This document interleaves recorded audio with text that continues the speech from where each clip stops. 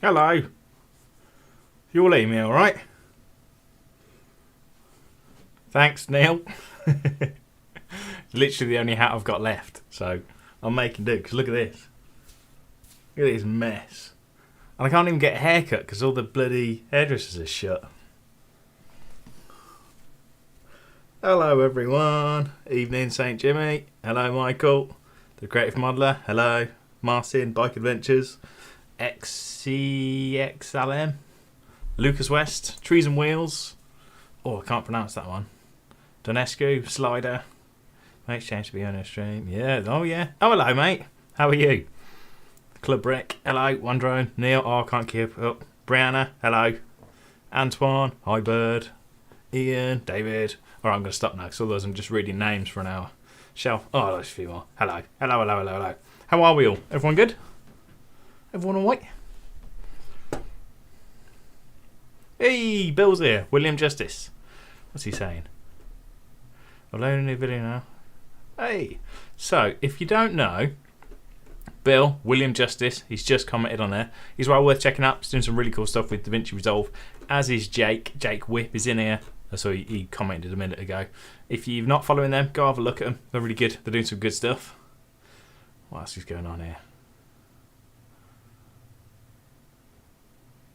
Flat cap. Yeah. I don't think I could pull off the flat cap. I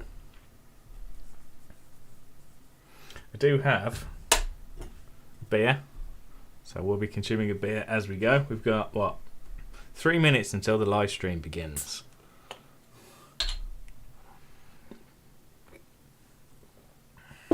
What are you all hoping for then? What's everyone want to see from Davinci Resolve 17?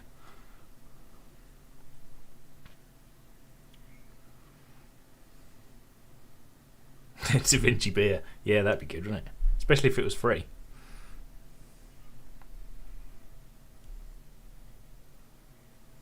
Hey, no worries at all, David Pierce. I'm glad that worked out for you. Ooh, Budweiser. Budweiser's my, it's a weeknight beer. 'Cause it's a bit weak, innit? It's not the best thing. But I'm working tomorrow, so I'll have a weak beer. ProRes support. Yeah, I see a lot of people asking for ProRes support. It's not a big deal to me at the minute, because I don't really use anything with ProRes, but I know it's a sought after thing for Davinci, so fingers crossed they get that in there. Brienne. Yes, I did. I came over and had a little look. I was going to leave you a comment. It looked really good. You use loads of cool effects and whatnot. So, yeah, keep doing what you're doing. I think you're doing really well. And it's cool that all of my little tutorials and little effects are helping you out and hopefully bringing some more people to your channel as well. So that's awesome. More convenience with multicam. Yeah. Multicams, it works. It's a bit fiddly at times, though, isn't it? I'm currently working on a multicam project at the minute, so I know that can be a bit of a pain. Slider, you're just showing off, aren't you, Slider, with your triple monitor support? That's all it is. Dr. Hans, hello, Dr. Hans Brewery. Oh, best not let him see this, Budweiser. He won't be happy.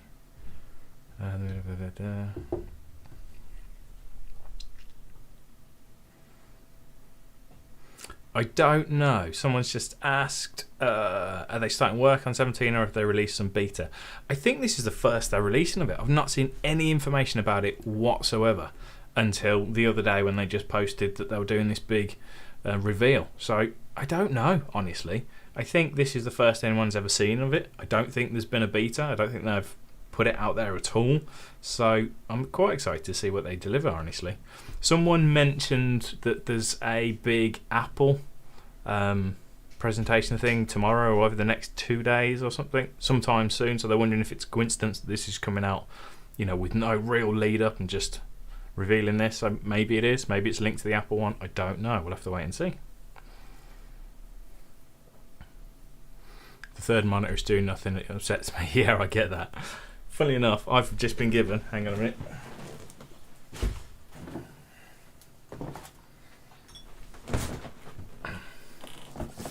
been sent one of these. This is a ViewSonic TD1655 full HD LED backlit display. One of these portable displays, 16-inch. I need to crack it open and have a play with it. But yeah, I can't do 3 screens, so I might have to replace one of my big screens with a little screen to really test it out.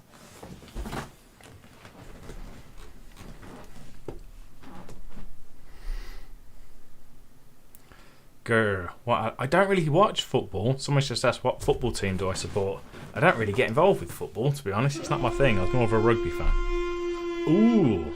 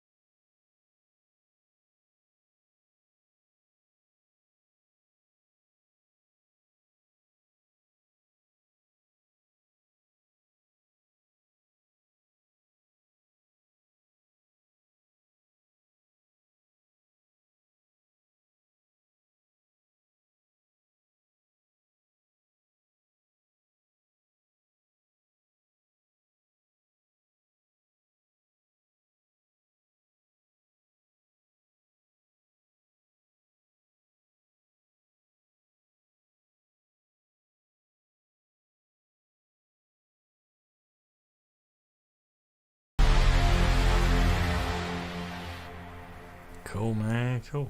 Hey, Brummy. Hi, I'm Grant from Black Magic Design, and today I'd love to give you an update on what's new with Davinci Resolve 17. Now, with COVID, we're not launching at a trade show like we'd normally do, so we thought we'd do things a little bit differently. We're going to be using trainers to show each part of Davinci. I'll show the cut page, but the trainers can show the other parts. It allows them to show you in detail much better with different sections of Davinci, because obviously Davinci itself is a really big tool. This is also a very big software update. It's a very exciting update, actually. It's really exciting. Now, we're not adding any new pages into Davinci Resolve 17, but we have done hundreds of cleanups, some really powerful new features. So let's get straight into it, and we'll show you what's new. But before we start, there's just something I want to make a note of so you understand a little bit better what we're doing. We're going to be using screen recordings, and so we're going to be using low-resolution monitors so you can see the whole UI, so you can really see what we're doing because we're moving around the whole user interface. It means the UI will be a little bit bigger, but it's a bit more cluttered. So normally when you're using Davinci, you've got a bigger monitor. In our case, we're going to be using lower resolution monitors, so the and he's only got one monitor. Bigger. Well, but it means you can see what we're doing. Two of them behind it. So I think if you're watching the video stream, you just want to play it full screen. Then you can see the UI details better and see what we're doing. So let's start with color. Now we've got a really big update. Like Davinci Resolve 17's got big updates for colorists. Color grading is actually Davinci's heritage. So it's exciting to be really doing a major change to Davinci color correction. So let's play the clip and see what's new in Davinci Resolve color correction. In Davinci Resolve 17, several major new creative tools have been added to the palettes. Not changed the UI much then. The HDR primary grading palette, the color warper, and the magic mask. There has also been a significant update to Resolve's internal color management, and a number of improvements have been made to the color page user interface. We'll begin with the brand new HDR primary grading palette, designed for targeted grading of wide latitude media. Ooh. The palette splits up the video image into overlapping tonal ranges, or zones, so you can make precise color and contrast adjustments across multiple stops of light. The default palette preset features 6 tonal zones and a global wheel. What's that? You can see 3 zones represented at any given time, and shift to the other zones using the banking controls under the palette header. The global wheel affects the entire tonal range of the image, tapering at the white and black point to produce color and luminance changes that feel smooth and natural. Use the familiar control point to change hue, or the exposure and saturation controls to establish the brightness and color intensity. Sliders on either side of the global wheel allow you to adjust temperature and tint. In this example, we have a wide dynamic range image with an underexposed interior and overexposed exterior, a common occurrence in documentary or on-location shooting. Hello, mate. After establishing the starting point of the grade using the global wheel, we can go to the options Should have invited you over and for a bit. include it when banking wheels, allowing us to focus on 4 tonal zones at once. The tonal range of each wheel can be reviewed and customized in the Zones panel. The graph represents the luminance range and stops. The center of the graph, 0, represents middle gray, also known as 18% gray. Clicking on a zone name in the sidebar highlights its position on the graph. The red gradient represents its falloff, an area of gentle transition at the start of a tonal range. Everything beyond the falloff is impacted by adjustments in that range. And, as you can see, there's substantial overlap between the zones, which reduces artifacting when grading. You can drag a zone line to increase or decrease the tonal range, or use the range and falloff fields underneath to change their numeric values. The black zone can be used to establish the darkest region in the frame. When working with overexposed areas, reducing the light zone exposure and adjusting saturation can help bring back details without needing secondary grading tools. An overlapping but more narrow zone, like the specular, can be used to bring out minor detail in the image highlights. Additional global controls can be found at the bottom of the palette. When adjusting contrast, the HDR palette eliminates unwanted saturation changes, resulting in perceptually uniform color intensity as you raise and lower contrast. When comparing this example before and after, you can see how much the HDR palette accomplished with just a few adjustments. Nice. Another addition to the palettes is the Color Warper, a mesh-based warping tool that allows for quick, intuitive adjustments of color and luminance simultaneously. Ooh. The expand arrow at the top turns the Color Warper into a floating palette that can be resized for better detail control. There are 2 ways to start using the Color Warper. First, you can click directly in the viewer and begin dragging to change the values. Just noticed that pop An out orange thing's highlight down will the indicate your waveform as well, selected so we had to control pop all point that and its out. position on the Color And on the Warper preview grid. window. Oh, look at The that. second way is to click within Everything's the got grid that little itself to pop-out select the icon. necessary control points. As you can see, Preview multiple window, hues can be adjusted on the same nodes, grid. Media. A drop-down Awesome. menu at the top allows you to switch between the 2 Color Warper panels, Hue and Saturation, or Chroma and Luma. The controls in the Chroma and Luma grid are similar, though this time the interface is an interactive 3D cube mesh, with the hues represented on the horizontal axis and luminance represented on the vertical. The waveform in the center represents the current color and luminance values of the image. Use the axis angle parameter to define the hue region you want to work on. In this example, the low grid resolution makes it difficult to change the color of the sky without affecting the rest of the image. Controls underneath the grid let you change the division amount, increasing the Chroma and Luma resolution in cases where you need more color precision. Wow. The tools to the This right looks allow you to fancy. refine your selection, and additional locking controls below allow for very precise color adjustments. By locking off a luminance See you, section of the Jenny. image, you can darken and color the sky without affecting the data in the shadows. And then click on the clouds in the viewer and drag to adjust their brightness and hue for some chromatic contrast. Hey, Darren's here. Compare the image Hello, before mate. and How you after to doing? see how much This'll detail be the for Color you. Warper has brought into the Focusing sky on the colour without bit affecting first. the surrounding areas. Another major addition to the color page is the Magic Mask. This is a neural engine-powered secondary grading tool that can save hours of work by automatically creating and tracking masks to isolate a person or their physical features for targeted color grading. At the top of the palette, 2 buttons allow you to select your preferred tracking mode, a full person or a specific physical feature, which you can select from the drop-down menu. Shoes. To begin You tracking, can track shoes. click and drag in the viewer to draw a small stroke on the person you wish to track. Small strokes are better, as they will follow movement without interruption. The Mask Overlay button is used to review the predicted selection. No way. If you're satisfied with the mask, use the transform controls to run an analysis. Now, I need to try that in person because it always looks best in a demo. But if that works that After well, tracking, I'm use the impressed. mask finesse controls to refine the resulting mask. With the track successful, disable the mask To be fair, they've overlay already and done it with perform the your face secondary track grade as because the needed. face track in Studio works really well. This before and after So, I comparison expect it shows to how you can work, use the but magic that mask was to really pop someone impressive. out of a visually busy environment. Use the invert button if you wish to focus your selection outside the tracked person.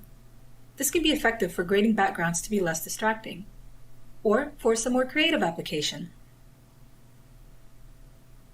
Davinci Resolve This would be 17 great has for undergone the making biggest memes. changes to its internal color management since it was first introduced. When you now enable Davinci Color Management in the project settings, you will see a simplified menu offering a list of common color workflow presets. Each preset includes a brief description of its intended use. The Davinci Wide Gamut and Intermediate Tonal Range is a new working color space listed in the settings. Davinci Wide Gamut features a wider gamut than the UHD Rec 2020 standard, the ARRI Wide Gamut, and even ACES AP1. By mapping your timeline to the widest possible gamut at the start of your workflow, you're able to future-proof your projects and prepare them for both SDR and HDR delivery. Many other additions and improvements have been made to the color page interface. The viewer now features 3 new image white modes: diagonal, Venetian blind, and checkerboard. Oh, nice. When creating smart filters on the color page, you now have a Show in All Projects checkbox to save favorite filters across all projects in your database. The GPU Scopes panel has improved scale and styling options for the waveform and vector scope. This includes the ability to change the waveform graticule scale to display in HDR nit values. Aloha, my man. The expanded GPU scopes now feature a 3x3 view, allowing you to set up multiple identical scope types with unique parameters. Pop out. And when working with dual monitors, it is now possible to drag the floating scopes window onto your second display. The primaries wheels palette has been redesigned, with the adjustment controls now accessible in one panel at the top and bottom of the palette. The curves palette now features a new HSL curve, SAT versus Loom, in which you can adjust. Quick pause. It's been asked a lot. We don't actually know whether it will be free. Before, obviously, they had a free version and a studio version. If you've bought the studio version, that will get you every studio version thereafter, was what they initially said. I believe that's still going to be the case. They haven't said otherwise, but obviously if they were going to do that, they'd probably leave it right to the last minute. But I think it's relatively safe to assume that there'll still be a free version of this, and there'll still be a studio version of this. If you've paid for a studio license, you should get Davinci Resolve 17, and the free version will still be available to everyone that already has it. Whether all of these things will be included within the free version, I don't know. Smart masks, they said that was GPU based and AI based. Usually all the GPU AI stuff is limited to the studio version, so we'll have to sort of wait to see about that. My guess would be that would only be available in the studio version, but we'll have to wait and see, I suppose. And while I've got you paused, have a beer. Thank you very much, 808 State. I appreciate that, dude. Adjust the luminance of a specific saturation range. You can now also pop out the curves palette to allow for much finer curve adjustments. Some additional support and functionality has been provided for colorists who work with LUTs, or lookup tables. It is now possible to create custom LUT paths and organize them into folders. Simply enter the preferences, click on the General tab, and add your LUT location. Oh, that's After handy. refreshing, any subfolders in that location will appear as folders in the LUT panel. And so you as can with put LUTs regular on an LUTs, external you'll be able to SSD. access Or them in the contextual hard drive or menus of the whatever. timeline That's clips handy. and nodes. If you are working on a collaborative project in a facility, you can add your LUTs to a shared folder on the server so you and your colleagues can access the same lookup tables while you work. Mm-hmm. The Resolve Effects library has been expanded with 11 new creative tools and updates to its what we existing got? effects. Among them, the Motion Trails effect can be used to imitate a slower shutter speed, Nice. while False Color allows you to check the exposure values of your video based on specific camera model ranges. There's also a creative mode in which you can emulate posturization looks, like thermal or night vision. If you have a Davinci Resolve Advanced panel, these new features are supported with an optional redesigned keycap set. Advanced and Mini panels can now be connected to remote grading machines, and multiple clients can now connect to the same remote grading session. These are just some of the new features in Davinci Resolve 17's color page. So as you can see, this is a big update for colorists. Yeah, and a lot of the features in here have been years of engineering work. So it's really exciting to see these features finally get into the shipping product. Now, if you're using the Davinci Resolve Advanced Console, we have a new set of keycaps in Davinci Resolve 17. You can use the old keycaps, but there's now a new set of keycaps. There's been a lot of changes in Davinci over time, and so we thought the keycaps could be a lot better to support those changes, but also just in general have better usability than the old set of keycaps. Now, the Davinci Advanced Panel keycaps is a whole new set of keys. Now, there's the keys and also a tool to apologise to get permission. Yeah, you can swap out each key individually. Each key is replaced. Every key's got a replacement. Now, the Davinci Advanced Panel keycaps will be available now, and they'll be priced at $5.95. And once you've installed them, it's like getting a whole new panel because the entire keycap set will be replaced. So that's a pretty nice upgrade. And it's worth checking out. Now, let's talk about audio. We've got some really exciting updates to Fairlight. Right, Fairlight. We've also made Fairlight more accessible to new users because you can use it better with a mouse and keyboard. It originally was designed, obviously, for the big studio consoles. So we've made some changes there. But there's also some very powerful updates in its feature set in general. So let's play the clip and check it out. The Fairlight page in Davinci Resolve 17 is faster and more powerful than ever with an enhanced edit selection toolset, automatic transient detection, comprehensive Dolby Atmos integration, plus the introduction of a brand new audio core engine and FlexBus customizable busing, clip-aware automation, and more. Let's start with the improved edit selection mode. This update takes Fairlight's multifunction edit selection tool and shortcuts to a whole new level with a more advanced toolset, live editing preview, and lightning-fast response time even during playback and recording. Edit selection mode combines the selection arrow and the range tools to give you an advanced edit selection tool that automatically changes based on where and how you click. Drag the edges of a clip to trim the head or tail. Drag the volume curve to change the level, and option click to add volume keyframes. Move the pointer to the lower half of a clip for the grab tool functions. Click to select an entire clip and drag to move it. Click the upper half of a clip to set an edit point, or drag to select a range. The new live preview feature updates the viewer while you work, so you can see a live update while dragging a selection range and moving clips in a timeline. In edit selection mode, playback will always start at the new edit selection whenever you press the spacebar, so you can click anywhere in the timeline and instantly preview the audio from that point without having to move the playhead. Modifier keys offer additional functionality. Hold Shift and drag to extend an edit selection. Option drag to duplicate a selection, and release the mouse to paste. And use Command or Shift to extend selections to additional tracks. In edit selection mode, you can solo scrub the audio for any clip anywhere in the timeline. Just hold Shift and Command while dragging over the clip. When you scrub a clip with the edit selection tool, the corresponding track is temporarily soloed. We've done colour and now we're on Fairlight. Keyboard shortcuts are the secret to unleashing the full power and speed of Fairlight's edit selection mode. For quick access to the edit selection toolset, use the right-click context menu in the timeline. Davinci Resolve 17 includes a set of shortcuts listed next to each menu option so you can learn as you go. If you're coming from another system, you can assign your own shortcuts in the keyboard customization window. There's even a Pro Tools preset to make the transition to Fairlight even easier. Use a standard 3-button mouse and modifiers for additional zooming and scrolling options. Hold Option while scrolling the middle mouse button to zoom horizontally around the playhead or edit selection. Zoom with the mouse Hold wheel. Shift to zoom vertically around the selected track. Hold Command to scroll earlier or later in the timeline, or scroll without a modifier to scroll up or down to higher or lower tracks. And finally, you can hold Shift Option together to scroll the waveform zoom without changing volume. Davinci Resolve 17 also has transient detection, which can be used to automatically identify transients inside audio clips. Once detected, the transients can be used for edit selection. The combination of Fairlight's transient detection and edit selection shortcuts have the potential to further increase your audio editing speed and efficiency without the need for additional hardware or third-party tools. Davinci Resolve 17 Studio is now certified with fully integrated Dolby Atmos home theater workflows. Studio users can now open, sync, and play back master files in the Resolve timeline. Let's preview a master file in the media page. Here, the internal Dolby Atmos renderer is playing the clip in a 714 channel format, but the file actually references all the content in the master file, up to 128 bed and object tracks. You can use clip attributes to change the output format to a speaker layout that matches your monitoring configuration. In this case, I'll keep the original format and create a new timeline with the clip. As you can see in the edit page, here's the new timeline with the 714 render, and I can sync and play the clip.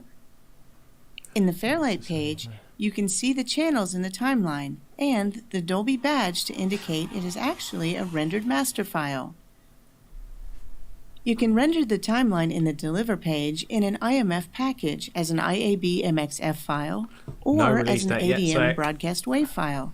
You can also import a master file through the immersive audio options in the Fairlight page to recreate the full Dolby master file, including content, bed and object tracks, as well as panning metadata.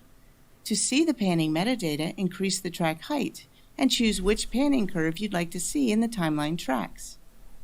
Each track in the mixer shows live panning updates during playback. Double-click one of the track pan controls to open the full pan window where you can see the panning automation and controls for the selected track. Or use Fairlight's Space View scope to visualize all the objects used in the master file at the same time so you can see how they relate to the immersive space and one another. That many audio tracks.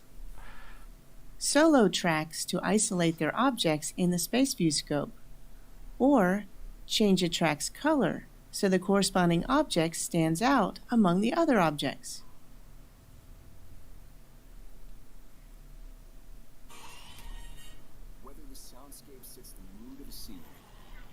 Playback and monitoring is fully integrated with Dolby's internal renderer, so you can monitor, trim, and downmix to standard formats,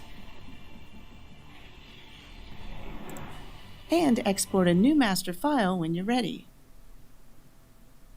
The Fairlight page offers all the tools you need to create, mix, and deliver immersive projects, or use the AAF options to import a session from another system like Pro Tools and finish it here in Resolve.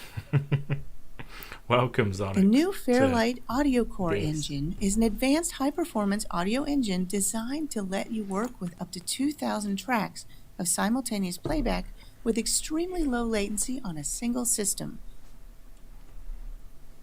This completely scalable hybrid engine eliminates the need to run multiple systems for large format projects. Yeah, I felt like a newbie looking at stuff like that. To support the new audio engine and high track count capabilities is the revolutionary new FlexBus busing architecture, designed for the ultimate flexibility in user-defined bus types and signal routing control. FlexBus uses logical, cascading buses to help you build up each main sound group from smaller mixes for more control and better sound. Legacy fixed busing was rigid, with limited options for a fixed number of main, submix, and auxiliary buses. FlexBus offers a single user-defined bus that has the ability to pass signals from mono to fully immersive formats up to 26 channels wide and can be changed at any time.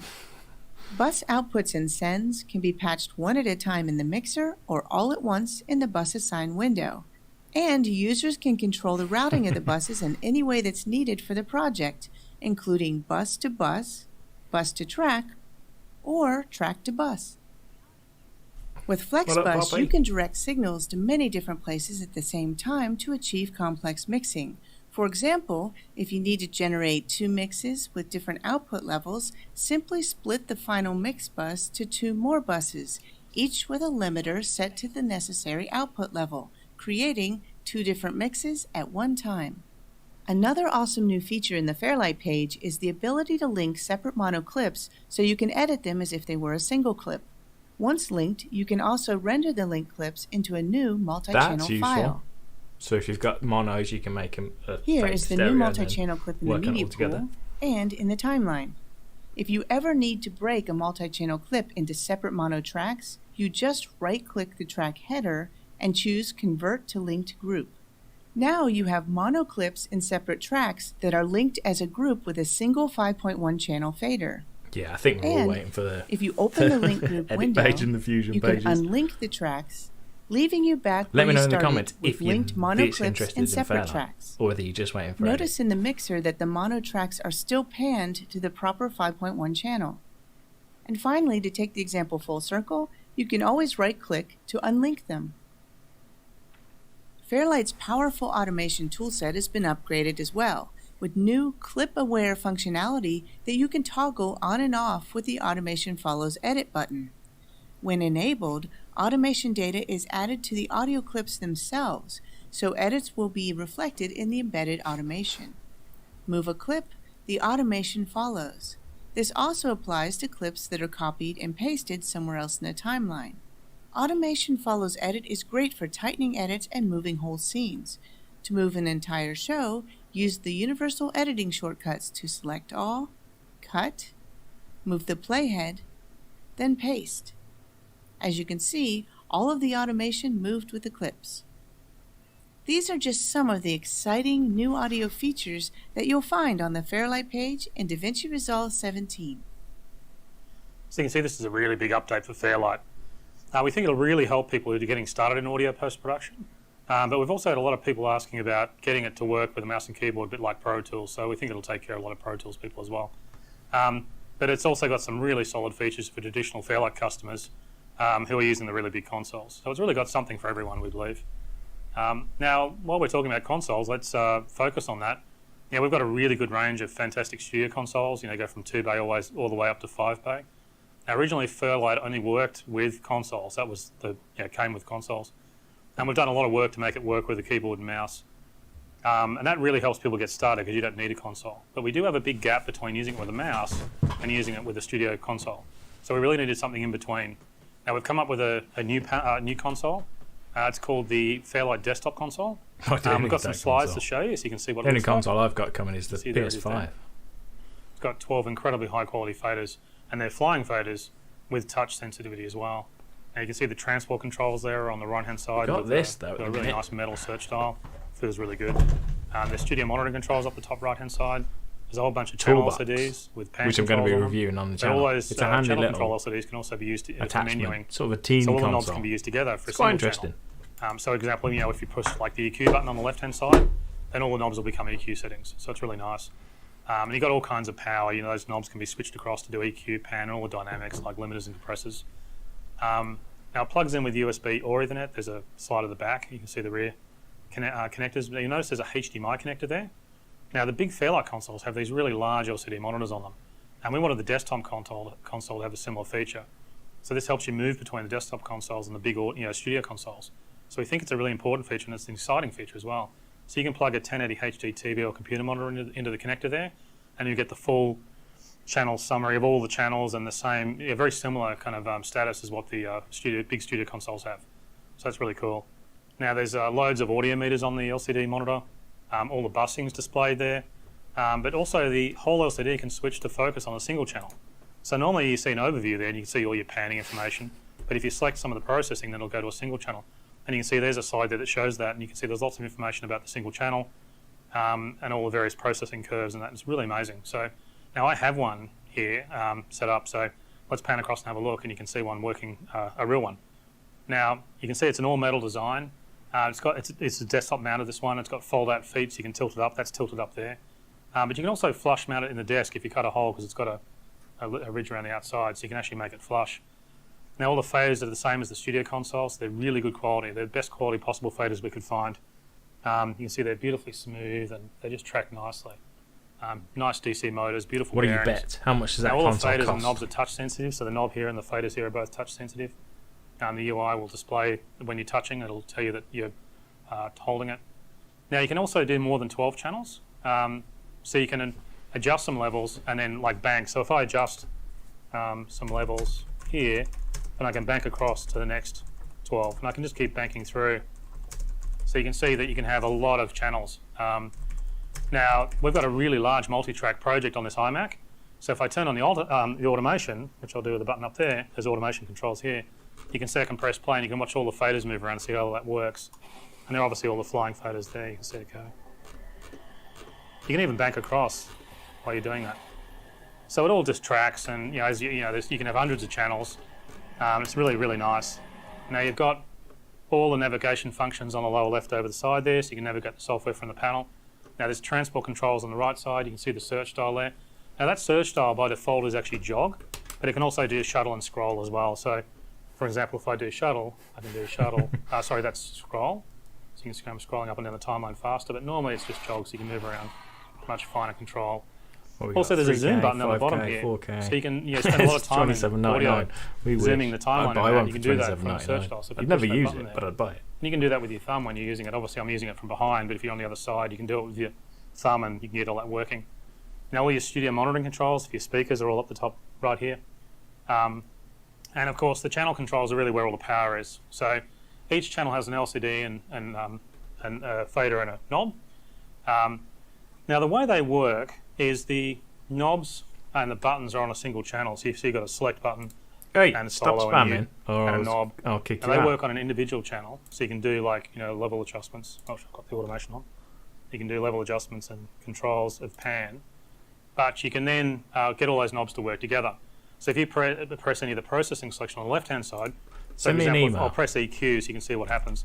Now, if you can get the overhead camera and see, that's all the channel controls, and you can see the information about each channel. But if I push EQ, which I've done there now, what they've done is they've switched over, and now each knob is actually one of the parameters of the EQ. So if I adjust, like the gain of the high frequencies here, what I'm now doing is this knob is being used to adjust just that one parameter. So it's really nice. You can use all the knobs to work together. Say if I change to compressor, oops, there's a compressor there. Now you'll get a whole bunch of compressor settings, and all the knobs will work together. So it's really nice. But it gets more interesting with the external LCD. Now, this is really exciting because we think that one of the great things about having the desktop console on the monitor here is it's a fantastic way of training people without using the cost of a giant console. Now you can see if I go back, I'll turn off the compressor settings, you can get the summary back on the monitor. You can see all the meters and the channel status, and it's very similar graphics to the giant studio consoles. And so the great thing is so what we're looking at right now is an overview of all the channels that you see here, and each channel has its pan position in 3D space. You can see there. But as I said, when the display switches over to a focus mode, that happens when you select any of the processing on an individual channel. So, for example, if I go back and press the EQ, and you probably noticed this before, now you can see that's changed over to a focused mode, and on the LCD, you can see that it's selected the EQ parameters, and it's also there's a curve there, and if I adjust the gain, you can see that's adjusting there, and you can see there's a nice curve and everything on the front, so you can actually see what's going on. Same as if I adjust the compressor. Sorry, if I select the compressor, you can see now that the knobs on the bottom, the enabled settings have switched across to the compressor settings. Honestly, so everything about the channels displayed when it's on going this this one deep display. into It's really, Fairlight, really nice. Whoosh, so we're and you get all this just by plugging in a monitor. So it's very, very cool. I mean, it's cool. Now the Fairlight desktop console there you go. will be available before the end of the year. Not as much It'll as be I priced thought, at $3,495. We think it's the highest quality desktop audio console available. It's an amazing console, and it really fills the gap between a mouse and a studio console. And it'll be really exciting, I think, when it's available later again, this year. it's like the keyboard. But it also just looks great. I think it just looks really nice. If you're a hobbyist, and you're when doing playing, weekend you feel stuff, the doesn't meters make are up any and it just sense. looks But if you work really on nice. it day in, It's day just, out, it it's does incredible. make sense. I think having the If LCD you've got a is really, really studio, nice. you sat in front of it Now, 10 hours a day, whatever, it sort of makes sense. So look, a lot of the one thing that we've also noticed over the last few months is a lot of Fairlight customers wanted to build custom consoles. Now we have the 2, 3, 4, and 5 bay consoles, but a lot of people would like to build their own. And so now we sell these Fairlight consoles in modular form because also a lot of people like to not fully populate a console when they buy it, so they can buy the modules as they go. But we wanted to help customers build custom furniture. So the first step, and one of the first requests people had, is putting their own monitors or televisions on. So not using the built-in monitors that you can buy for the Fairlight consoles, but using their own televisions or their own monitors, sometimes on monitor stands and things like that. So we have a Fairlight HDMI interface that we've developed.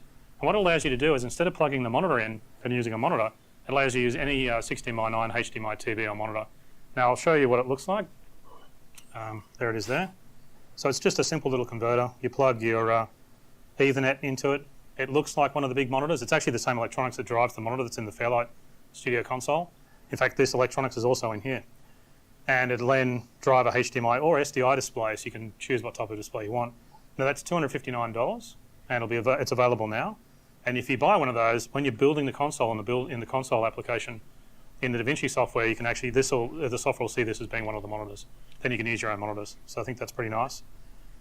But the other thing is that people are doing is they're also building their own custom furniture. Like they're literally building their own desks and they're putting It's a funny the one. bays in. So So we really wanted to help people when you do think that. about it, most of the content creators Now, will use the problem, free of course, version. is that you can So they create do desks have any to sort of push shape. You can this create all sorts of customized consoles desks. and the studio But version the and problem all is the it stuff. can be a Because little at the end of difficult the to day, get that's all what makes them the money. bays in. So while it's and kind of align annoying properly, for us to have to particularly sit on what and the look through bays the stuff interfere we're with not each other. interested in, So at we the really end of wanted the to day, help carpenters those be able people to are paying really set for these up us properly to use the free and keep version. everything accurately So aligned. it's a swings So and roundabouts. You what we're sort of also have going to be shipping is these to make mounting do bars. with. Now, Good point. You kind of have to make do with this stuff because you get to use it for free, which is still pretty awesome. console looks like.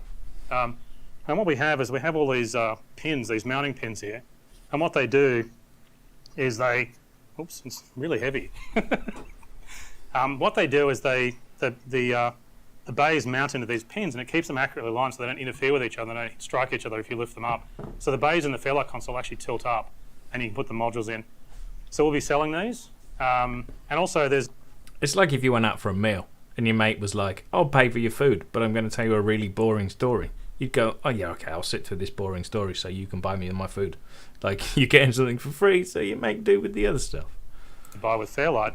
If you buy a giant console, you kind of get all this. But these side mounting arms, you put the various modules in and the monitor sticks in there. And then this will then slide into the big console and it pivots up and down. So what you really want is have these and you need the mounting bar and it lets you build your own custom furniture. It's a little bit big, so I'll move it out of the way here. Now all these parts will be available now, and the prices will be on the Davinci website. There's a whole range of different options you need if you're building various types of custom consoles. Okay, so now we're up to the cut page. Now, Ooh, cut page. with the cut page, what we're really trying to do with the cut page is generate sort of like a third generation of editing. You know, if you think back, we had linear editing in the 1970s and 1980s. Then it went to non-linear editing with editing software in the sort of late 80s and early 90s. But there hasn't been a lot of innovation since. You know, there's been some very good incremental updates. There's also been much better availability of editing software. But we wanted to do something sort of bigger. We wanted to create a next generation. And so, you know, let me know in the comments if you use the cut page. There was a combination of hardware and software. We thought that was really the way to go. You know, traditional editing software is really designed to work with a mouse. And so the difficulty, of course, is trying to add any sort of hardware integration, and that's quite difficult. With the cut page, what we really focused on was designing a page that would work with hardware. Now, the Davinci Resolve editor keyboard is very traditional, but it's really the first step that we took. But it is very traditional. It's got the QWERTY keyboard, so it's kind of more like a keyboard that would work with a normal edit software. What we really wanted to do is go further, because that panel is really designed for older edit software in many ways because of the QWERTY keyboard. So we've been working on something else, and that's where our focus was. So what I want to do is introduce the Davinci Resolve Speed Editor. Now it's different to a regular edit keyboard, and I'll bring one out. I've got one here. You see it there? Now it's different to a regular keyboard because it's only got the key specifically designed for the cut page. And so it's faster, it's much faster to use. But what I'll do is I really want to show you the cut page features first. So I'll come back to the speed editor later and then I'll show you how that works. It'll be a bit less confusing that way. So let's go over to the computer. I'll put this down here. I've actually got an overhead camera. So I'll put that in the right position so we can play with it later.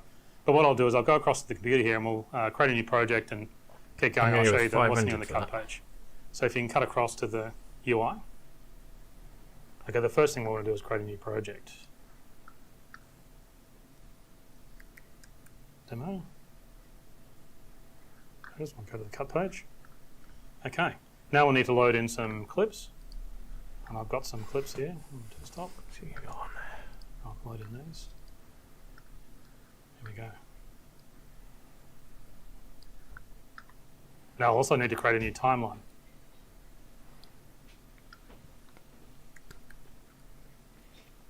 Now these are handheld shots I took in London. So what we'll do is let's create an edit first. So we'll go into the clips and we'll look for a demo clip. That looks pretty good. Put an in point, put an out point there. And let's find another clip and do the same. There's a nice clip. Now one of the new things in Davinci Resolve is you can now manually edit durations. So I've got a nice 5-second clip there. I can drop that into the timeline. So I've got a nice edit. However, let's use the source tape because this is actually how normally you would edit, but it's a little slow. So by using the source tape, we can look at all our media in one go. So I'll just go up here and select the source tape. I do like the source Now tape. I'm looking at everything I've got. So let's go and find a clip. I'll take this one. Select an in-out point. Select an out point, or append. Let's also find another clip. There's a nice clip of people walking. Scroll along a little. Out point and append. But we can also do a smart insert. So if you want to insert, you can see the indicator here. So if I find a different clip, like this one here, looks pretty nice, I can just go smart insert here and it'll insert it at this transition point, at this edit point here. See, there it is. Okay, so now we've got a nice little edit. Now what's really exciting about the new cut pages is better transitions and a whole new palette design. So if we, first off, because we're going to be adding some transition, let's enlarge the view a little bit. You can see we can enlarge Better that now transitions there. here, and then we can get a better view on what we're doing. So if we go to the transitions palette, we can see a whole bunch of new transitions, and you can roll over the transitions to try them out. So let's have a look. So we've got the normal sort of, you know. Oh my god. We have transition previews. Dissolves. At last. And I I can wonder if roll they over work for some Fusion wipes. ones. Got some wipes here. And we've also got Transition fusion transitions previews. down the bottom here. So we can do all kinds of interesting things. Burn away. Yeah, it's so nice. That's a Fusion one. So yes, we do. And that one's kind of interesting. isn't it? Awesome. That's actually really Noise good. dissolve and burn away. So what we can do is we can add the transition just by dropping it onto the edit. There it is there. So we've got a nice new palette of transitions in the new cut page. And so I can play that. And just play through. Oh, nice. And I can also change the duration If that's uncut, that Any way I should be want, on and the edit page and as change well. the It has to be. way surely. the edit plays. Now we also have new effects in a new effects palette. So I can go up to the effects and Starlight. see all the effects. There's a Starlight lot of for the effects in win. here. So you can see I've got a whole range of different effects. I've got all. What else has he got in there? Sorry, I'm just pausing this. He's got binoculars, that note, CCTV, drone overlay, video call, digital SLR. Half of that stuff is stuff I've made in the past, which is awesome. It's better that it's there. Annoying because I've obviously done loads of time making it, and one of my videos I've yet to release is CCTV. So there you go. But digital glitches, awesome. Video camera, night vision. What else we got down here? Kinds of like blurs. There's a zoom blur, which is kind of cool. There's a mosaic. Oh, what was that? All kinds of interesting features. I've got stylized effects, color effects, generators. Here's some of the They're all the stylized effects. same. Except down here, that's new. Motion trails, smear. They're on the temporal one. They will be studio only, I bet, because it's temporal. Some of them are quite dramatic. But preview, you can preview them without applying them. That's awesome. Emboss.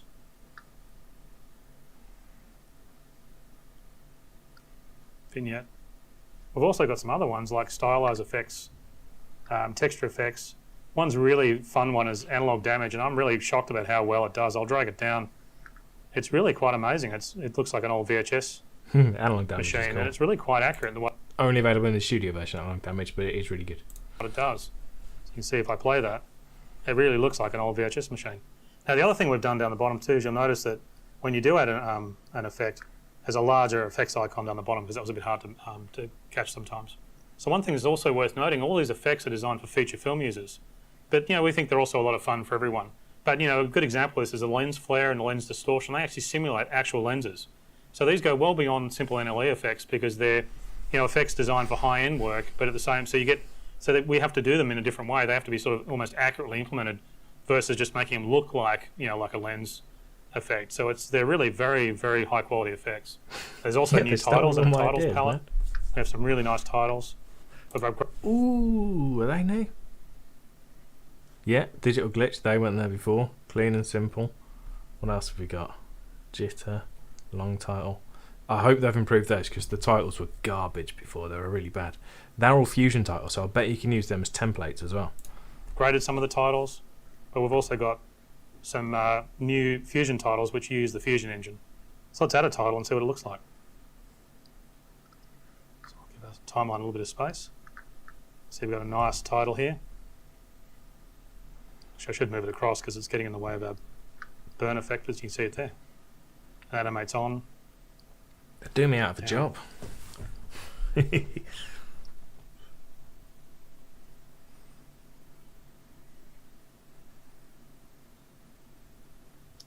Now we also have some new timeline features. You've noticed that we've got a much thicker CTI now. It just looks much more substantially larger and it's a bit easier to read and grab hold of.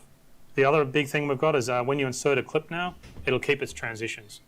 So for example, if I put a transition, I'll go back to the media pool and I'll select a, here's a nice clip,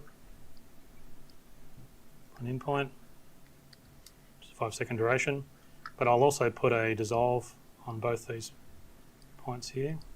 When I drag that clip into this point, it'll keep the transition on both ends. Now when I move a clip, it'll also keep the transition. So if I grab this clip and move it down to here, it'll move the transitions with it. We've also made some improvements to the timeline spacing. So when you go down to a large viewer, it doesn't have as much free space here. One of the other things we've done is if you're using a moving CTI, like where the CTI moves a bit like the edit page, we've now added the proper scroll bar in so you can scroll around. And this now works exactly the same as the edit page does. And if you want to work like that, then that's exactly the way the edit page works. That's cool. Although I really quite like the fixed CTI. It works really well with the hardware panel when using a fixed CTI. We've also got another new feature in the cut page called audio trimming. This new button here, if you click this button here, when you do an edit, it'll turn the clips into audio waveforms, so it helps you do your trimming against the audio, and when you release it goes away. The other thing we support is alpha channel keying in the timeline now, so you can drop clips in with alpha channels, and there's also a new chroma keyer, so you can do chroma keying in the timeline, and there's actually more information in the edit video, which I'll play next. Correct. So green screen without having to go into Fusion or the color tab. Now we also have a redesigned inspector, so if I go and click, there's an inspector button up here now, and you can see that the information is now all ordered by topic. So it helps you organize yourself. You can see what's what, including metadata changes, video changes, and more. Now the inspector is common between the cut, edit, and media page, so you get some commonality, and also the inspector live updates. So let's have a look at that. So if you go to the audio and you do make some changes here, now when you scroll along, you'll see it live tracks. Now the inspector works on both the timeline and clips in your bin now, and you can also edit timecode and dates. So if your timecode and dates aren't right, you can also change those. So let's check that out. So if I've got a shot here, I go into the file, I can change the date, make that the 10th. You can also open transitions in Fusion, and there's more information on that in the Fusion video coming up. Now there's also been some big updates to the bin. It now correctly flattens the bin in the source tape. And that's really important because the source tape eliminates media management. You don't need to do media management with the source. If you didn't catch that, he's going to be talking about Fusion in a sec. So if you're interested in Fusion, make sure you stick around. Source tape button here. And you can see now all my media is flattened out, even though the media is inside a folder. But if you have a lot of clips, it can get really hard to manage. I've got one friend who's got over 200 hours of clips. You know, the client just keeps bringing in more and more media every day. So the new bins are much more powerful in Davinci Resolve 17. Now we have this new feature called bin dividers. So to see this, let's load in more media so we can kind of create a large group of media. Now this media I'm going to load in from a different job, but it helps show how this all works. I've got some media from a cooking show video, so let's load that in.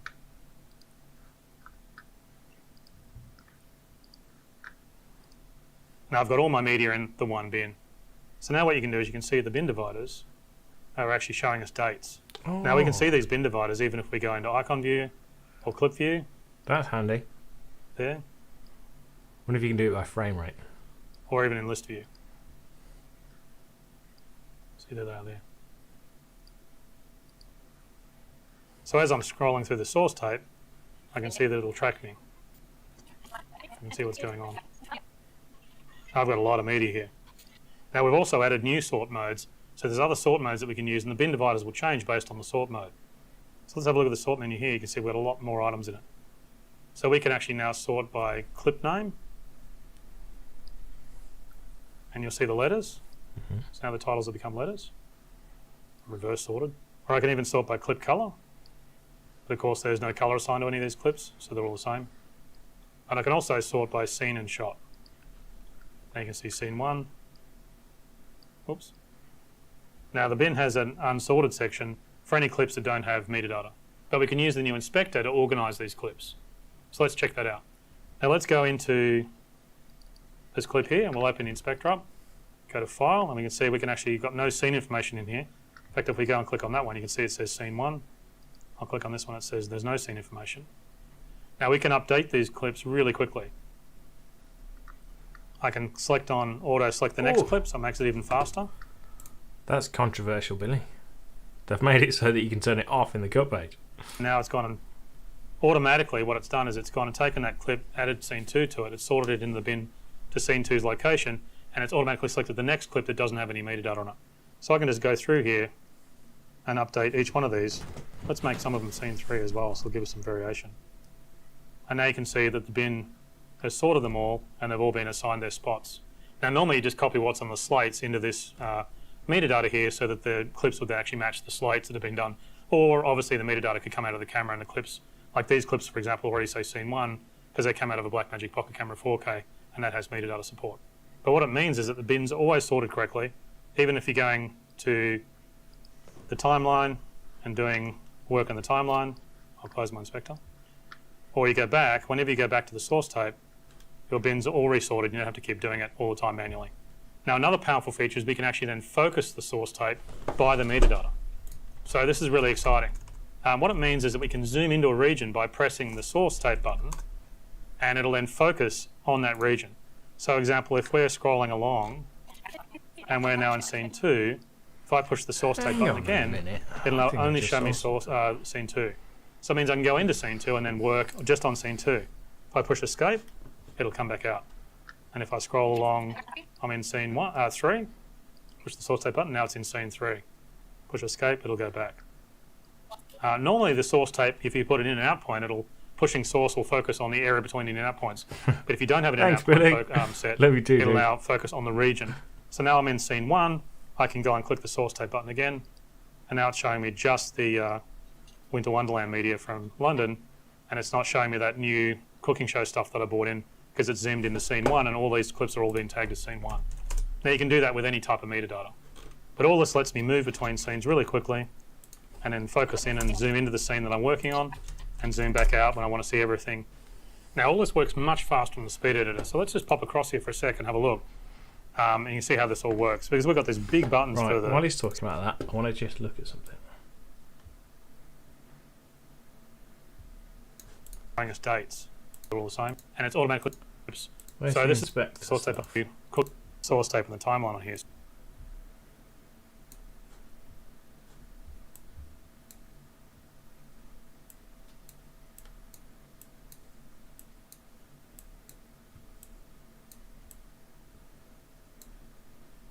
There you go, guys, look. Video codec, Apple ProRes. So it's not mentioned anything about it there, but that video's come in from, and it's using the Apple ProRes video codec. There's not a lot of information with it. And the list view has no image. You can see if I look at these three these three bin views, there's just not a lot of information on them. This one doesn't have any visual of what you're doing, and this one doesn't have a lot of information. So we have a new view called metadata view. If you click on that, you can see we've got a metadata tile. In fact, I'll scroll up and down the source tape. I'll go back to master so you can see everything. And you can see the media there. So this lets you see the clip and its information. And the title will change based on the type of sort you do. So for example, if I sort by time code, you'll see the title change. So let's sort by time code. And you can see now it's a date and time code. If I sort by scene and shot, it goes back to showing me the scene and the shot. And the title changes every time. Neil might be right. ProRes supported on Mac. Don't know. I don't use Mac, so I don't know. You working out where you are. You can move from scene to scene. It's just seamless. You can zoom in, zoom back out again. You can select shots visually. It's all automatic and instant.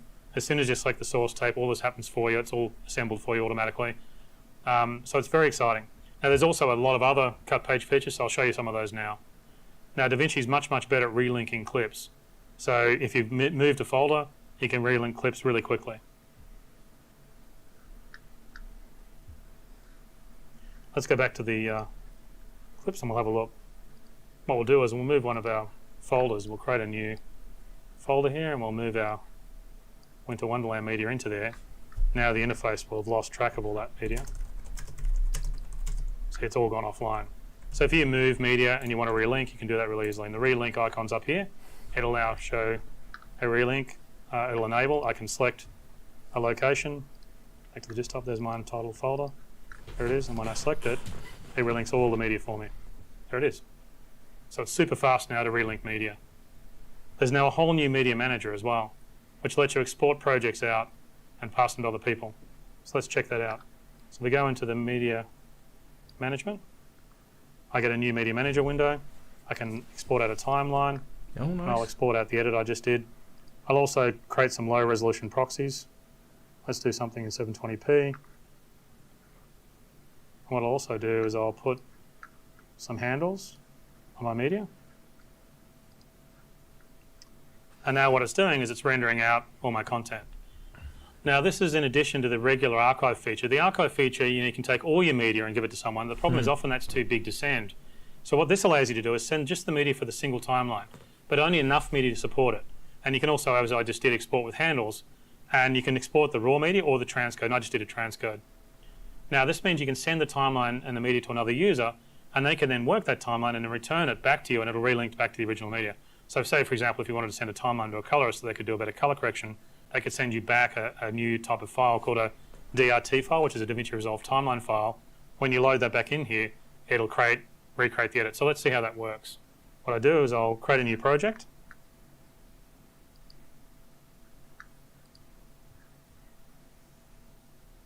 This is quite cool.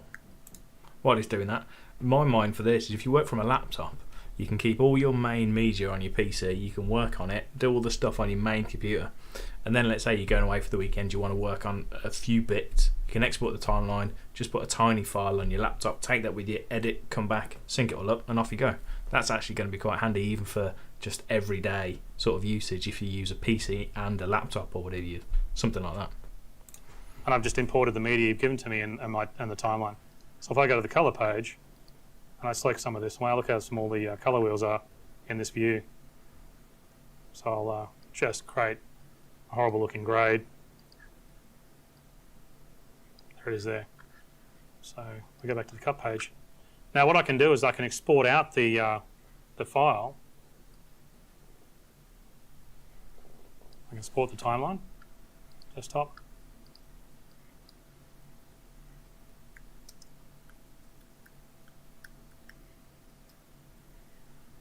Now if I go back to my other project,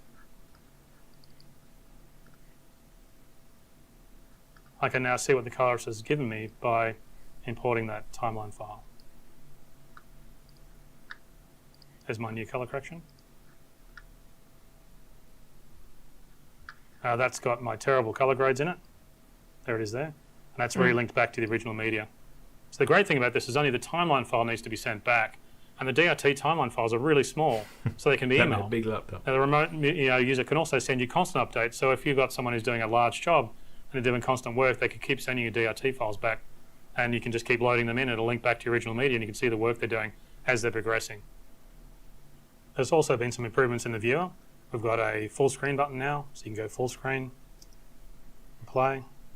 I probably should get rid of this, change back to my original edit because my color grade wasn't good.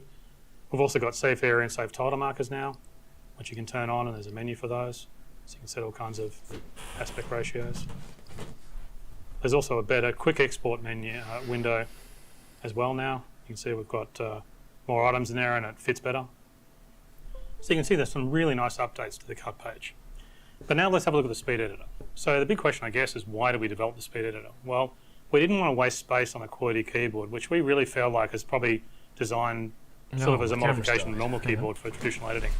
But we wanted to design a keyboard specifically for the cut page. We wanted something that worked better with laptops. We also wanted something that worked with your regular QWERTY keyboard. If you really like that keyboard, you can keep using it because this works in conjunction with it. That's why it was Bluetooth. So obviously, as I mentioned before, it's Bluetooth and it's got an internal battery. Now the USB, if you look at the back there, the USB can be used to charge it, or you can use it with USB if you don't want to use the Bluetooth. But the reason we did Bluetooth is there's no cable, so it can sit in front of your normal keyboard. And that's really important. Now I've got an overhead camera, so if we cut to that, we can have a look at the regions on the keyboard and I can explain what's on here. Now all the transport controls are on the right-hand side here. There's a search dial on the right. That's a solid metal search dial with roller bearings. You got your shuttle, jog, and scroll buttons there. Now there's timeline and source tape selectors. You know, when you push the timeline, you're on the timeline. Push the source tape, you're back on the source tape, as we did before. Now you really use all this with your right hand. Your left-hand side is for your editing functions, and that is what you use with your left hand. So what it means is you're sort of editing with both hands. You know, you're kind of looking for shots here and you're working with your left hand. Now there's really large in and out buttons. And so the top, sorry, before I mentioned that, I forgot about the editing functions. The editing functions are up here, and this is where you do your smart insert, append, ripple, overwrite, close up, place on top, and source overwrite buttons. And you've got the big in and out buttons here. You can find them by feel. Battery. There's a slight gap in here, so you can find them. And then there's a whole bunch of trimming modes, and that's an incredibly powerful feature of this. And then there's transition types. You can select between types of transitions. Now in the top middle is the general functions. There's a whole bunch of random, well not random, but different functions here. I'm going to go with 400 or 500. In the lower middle is the camera control. 400 or 500 bucks, I reckon. If the full laptop, the full keyboard is $1,000, I reckon half. Keyboard. So let's see what it can do and really show how fast it can be. Now I've got a monitor just below the camera here, so it lets me actually use the speed editor here while I'm talking to you. And we'll use the overhead camera so you can sort of see what buttons I'm pushing. And it'll be a bit more uncluttered than if I try to use it in front of the computer. So we've set up a separate monitor here. Now what I'll do is I'll create a new project and I'll import the Winner Wonderland clips into that so we can do some edits and we'll show you how it works. So I'll just pop back here for some.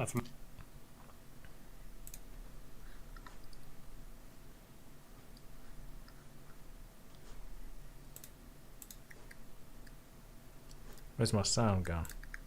And we'll load in some shots. There we go. Do it here.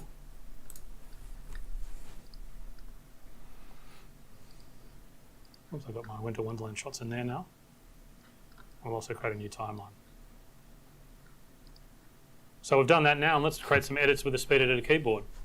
Now what we'll do is we'll select... Yes, we do. Me and Billy will do a video together before December. I'm saying it now. What we'll want to do is we'll want to select these shots and put them in the timeline. So we'll scroll around looking for nice shots. I'm just using the search tool. I'm using the scroll function. If I want to get really accurate, I can use jog. So let's get some of this shot there. That shot there looks good. Place an in point. I'll place an out point. This is a very fast way to find shots. And all I need to do is go and add in with the append button. So I've got one shot in my timeline, and now we'll go and do it to another. So let's have a look around. Now I don't need to do anything, I can just keep looking for shots. There's an interesting looking shot. I'll append that. So I've got two shots on the timeline. So you just go along here looking for different shots. Now we can resize the viewer. There's a resize viewer button on here. And so if I push and hold this button, I can resize the viewer. So I can do that with the search dial. Now because we're looking for source media, we'll actually make the viewer nice and big. Now using in and out points is quite slow, so we can do it without doing in and out points. Now you'll notice on the front of the smart insert and the pen buttons there's a word clip. Now these are a bunch of buttons on this keyboard have secondary functions, and in this case by selecting those I can insert the whole clip without needing to put in and out points. So let's clear the in and out points, and then we'll go along and we'll just put some clips in. So let's append a whole clip. Let's have a look for something. Let's find some of the feel. That looks pretty good, so let's put that in. That's the whole clip, and we'll look for another store. That looks pretty good. Append that. Just did an auto save. Let's see what else we've got. Scroll along looking for something. Oh, that looks pretty good. Append that. I don't know why I got so many shots of food. That's probably a bad sign. So we've got a bunch of clips in the timeline. I just added those in just by pushing append. So you can see this is why it's so important we start on the source tape, because you can just roll along looking for clips and drop them into the timeline. Well, now let's do some trimming. So we'll go back to the timeline. We can scroll along here and see some of these clips. Now we want to trim off a little bit of some of these clips so we can trim out. There's the trim out button here. So if you hold the trim out button, you can then trim and it live trims. I can also trim in. I can go down. Now you'll see that little smart indicator, see that little arrow there just above the edit point. That edit point shows you where it's going to trim. So you don't even have to do any in and out points or anything. You just have to hold trim. If I hold trim out, I can just scroll that back. If I go trim in, it'll do the next clip. I can scroll along here and do trim out, trim in. I can even trim out at the end. So you don't have to select. It's very, very quick. You don't have to select any of the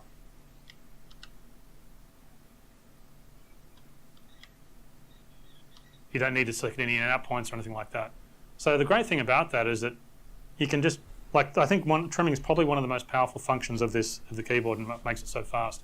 So now we've done some trimming, let's go and add some dissolves. Now you can select transitions down the bottom here just by turning on and off. So normally you've got to drag and drop transitions, or you can do a keyboard shortcut. We have a button that allows you to turn on and off dissolves. So let's do that. So go to the front of the timeline. I can pretty much push a dissolve, scroll along, and add transitions. Now everything's got a nice dissolve. I can play, and I've got my nice transition.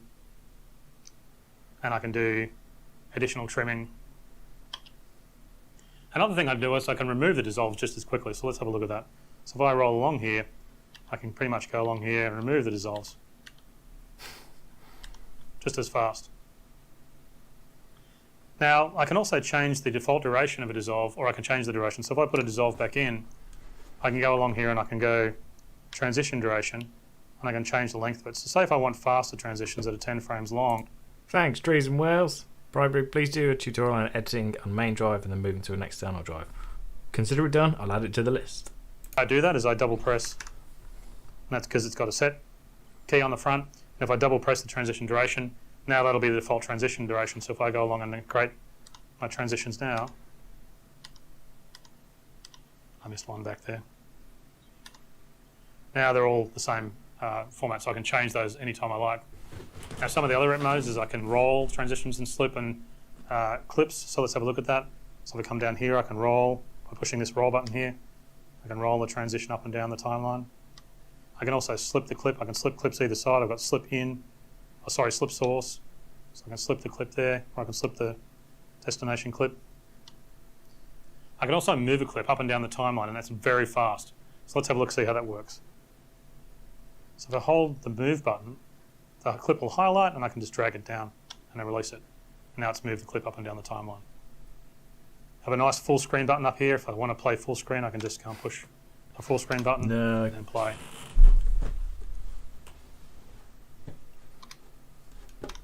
I push escape to go out of that.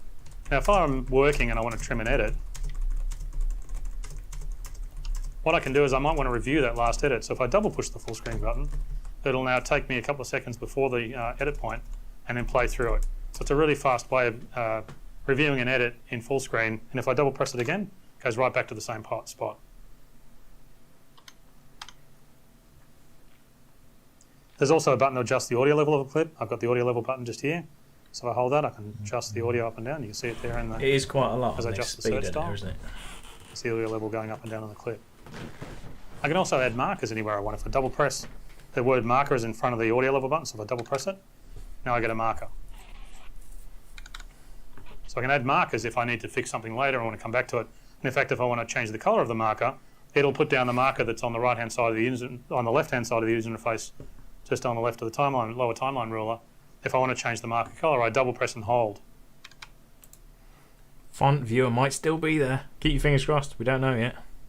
I can scroll along, and now all the markers will be that color. There's also a snapping function, but snapping works a little bit different with the speed editor. When you're using snapping in the UI, it tends to be magnetic. It'll snap onto the edit point. With the speed editor, what it'll do is it'll pause as you scroll through the edit point. So if I turn snapping on, there's a lead indicator to highlight it there. There it is there. Now as I scroll along, it'll stop and pause for a moment on markers, and also pause on edit points. So it'll pause for a certain number of degrees of rotation of the search dial. That's how that works. Now, I can also insert new clips and keep the transitions with the speed editor as well. So if I go to the source tape and I go along and look for a new clip, so I want to get a bit of that.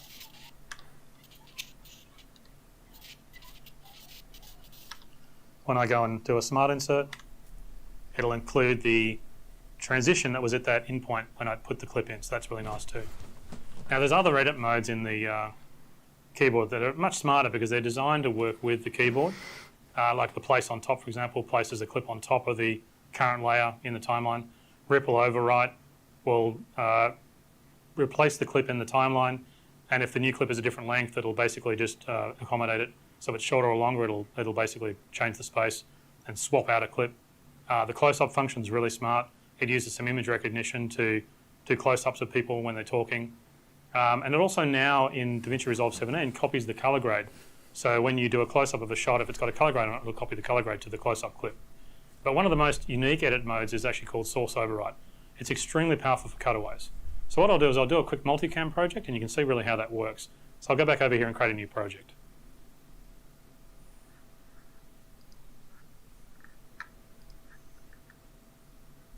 So go over here, a new project.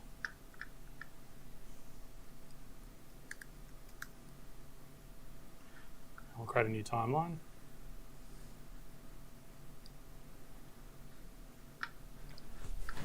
I'll also bring in our multicam video, which is our cooking show stuff. Now I'll come back to the speed editor and I can click source tape. I can find my wide shot. Now what I want to do is lay down a base layer from the wide shot. So I'll scroll along and have a look. Oh, there it is. So I'll go, well, actually I can just push the append button and it'll drop that whole clip down into the timeline. So there it is there.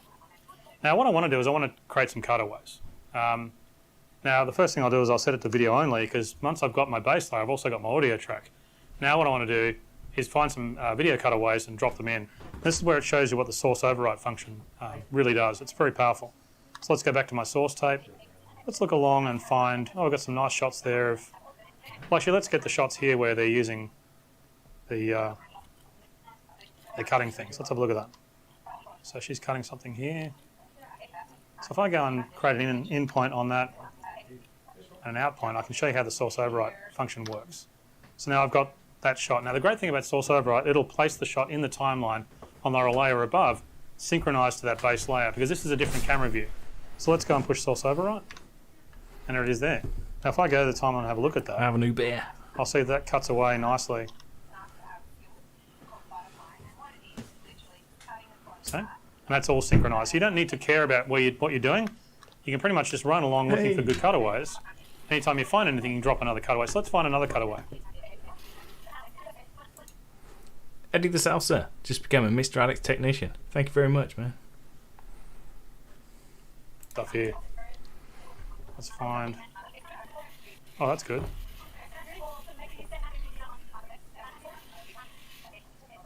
That bit there. Let's have a look at that. Put an in point. Out point. Source override. Let's look for something else. While she's putting in the ingredients. In. Out. Source override. So I can just pretty much go along and add in cutaways. And there's all my shots, and they're just laid on top. And you see they're perfect cutaways. Now that's great. You can just run along looking at all your camera sources, find different cutaways and drop them in, and they'll synchronize to the timeline for you. So it's very fast to use. But the problem is, what happens if you have multiple cutaways? This is where it gets really exciting, and this is what the sync bin is for. So the button up here for the sync bin, if I press that, what it does is it goes off and gets all my synced angles that synchronize to this point in the timeline and shows you all those angles at the same time. So you can see them all there. And I've got 6 different angles. So as I scroll along the timeline, I've got a bunch of different views and I can work out what to do. Now this is kind of the reverse of looking at cutaways. Because before what we did is we added, we found a shot and added it to the timeline using the source override. The question, of course, is which cutaway? The sync bin shows us all the camera angles all at the same time. It tracks when we scroll along the timeline, so you can see what all the different angles are. And it means it does all the work for you. It's kind of like having an assistant editor that goes off and gets things. And this panel is really, really good for using the sync bin. So let's have a look at a shot number and we'll go and find something else to add in. There's a good bit there where she's using camera 2. So we'll push camera 2. And you see it's automatically selected in an out point for us. Now we can trim that out point. So we can give a little bit more. I can even trim the in point back a little bit where she's stirring, and I can go and add that source override. Then I can go along and see what else we've got. Good question from the comments. Let me know whether you use the free version or the studio version. I'd like to see what sort of ratios are at. And Harvard, no, we don't always drink Budweiser's, just during the week. There is to it. You just go along and you can find which sauce is the best sauce and you can add that in. Now, one thing worth noting, if you've selected one of the camera numbers, say you camera number 2 and you don't want to select that, there's an escape key up on the keyboard here so you can push that. And in fact, if you double push escape, it does undo. But if you push escape, you come out of the camera. If you push the camera number, you go into the camera. Push escape, you come back out of the camera. So if you don't like the camera you've selected, I don't want that one, just push escape and you come back out of it. Now, that's really fast, but there's an even easier way of doing that than this. So let's have a look, and it's called live override. So if we scroll down the timeline a bit to where there's some action, I think there's a bit where she's plating up. Let's have a look where that is. Yeah, that's the bit down More there. studio than I thought there, actually. Loads of free, but some studio. Now what we can do is we really like camera number 1 here. So if I hold camera number 1 and scroll along, it'll now live overwrite that into the timeline. I can scroll along until she's moved away from something else, and then she puts the plate down on camera 2. So I want to go to camera 2. So I can drop camera 2 down. That looks good. I can go back to the wide shot, bit of that.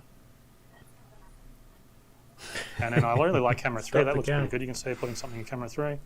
So you can hold that down. There it is there.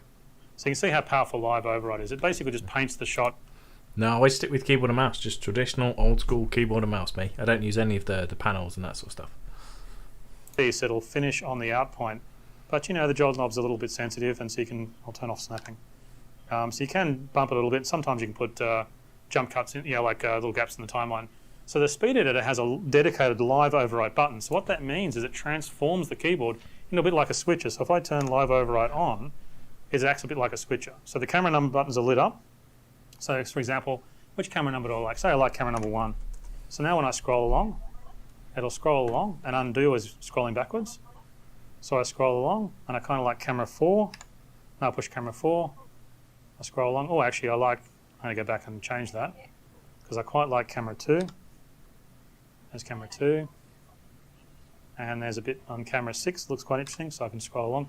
Basically, I'm just switching across and scrolling along, adding clips. So it's as simple as that, is scroll along and add clips.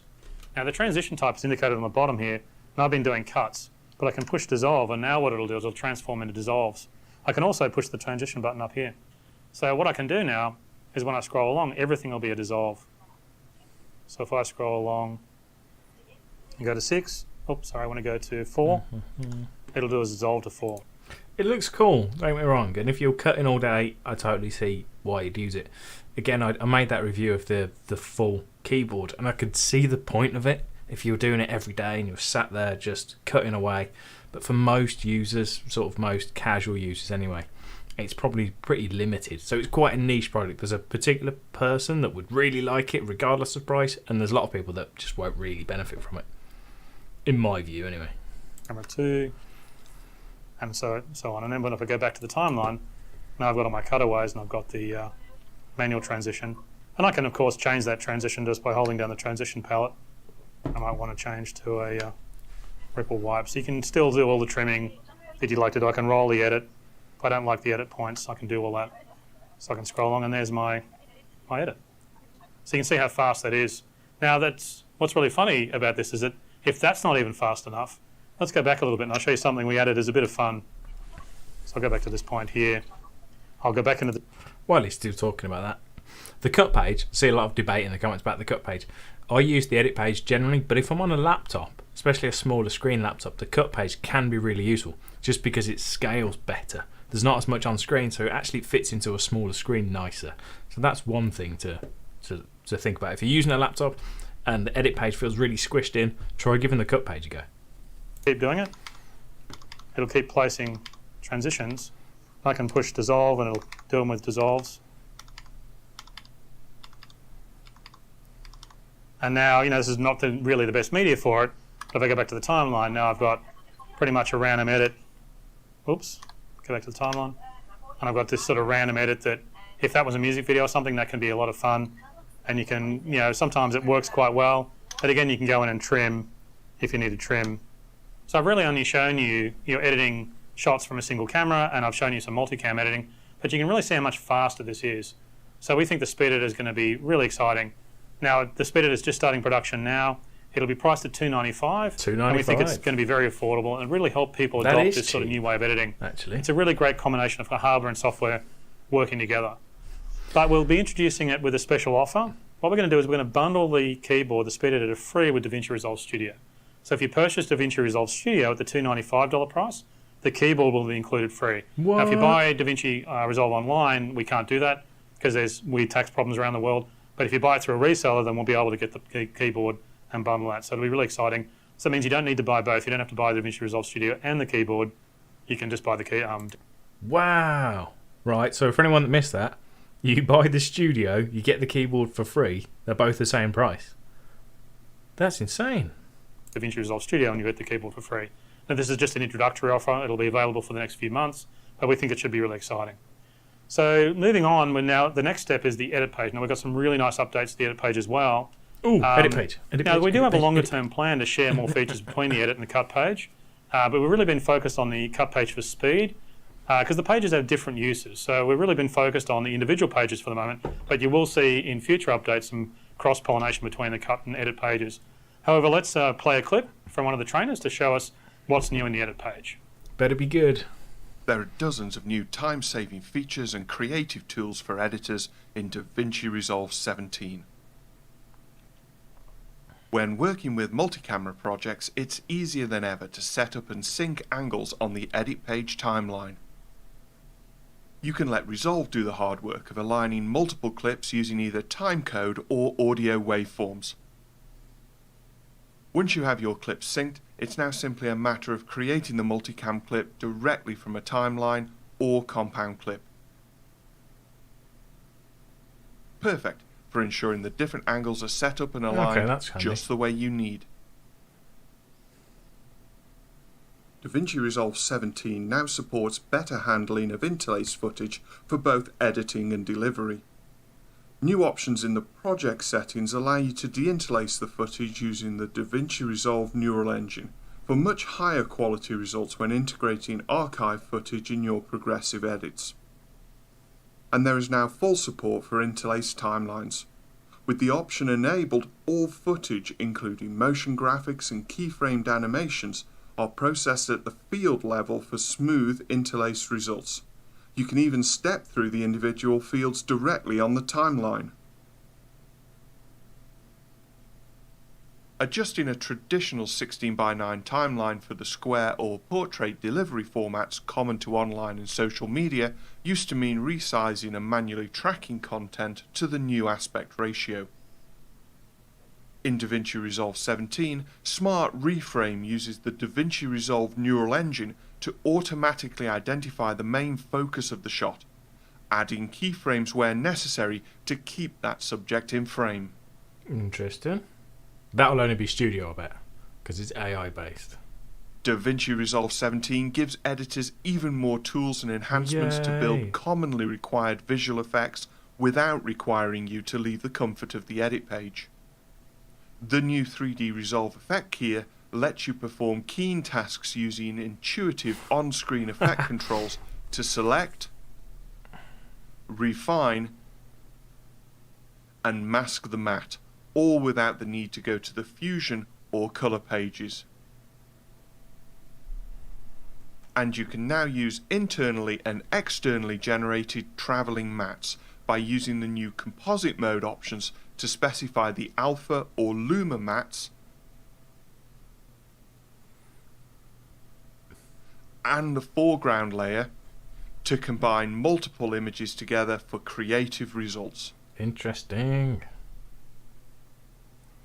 When looking for effects in the effect library, new thumbnails for transitions, titles or filters provide a live preview of that effect, making it quicker to locate and select the exact effect you're after. And for editors, there are some essential new creative effects to choose from. The new transform effect allows you to distort your image. Using the overlays, you can stretch, squeeze, and corner pin an image quickly. Changing the composite mode to soft light and adding a couple of keyframes really helps sell this final effect. The brand new video collage effect allows you to build complex but uniform composites.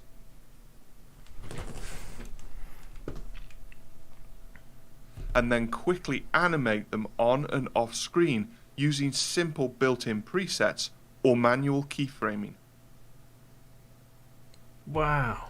Some of this stuff they've added is they've really looked at what we do, YouTubers, because a lot of this stuff is sort of your content creator stuff, which is really cool. Use it to set up simple yet effective split screen and picture-in-picture effects, or use it to just simply enhance your graphics. The new proxy editing workflow dramatically improves performance for projects which use high-quality media, allowing for a smoother editing experience.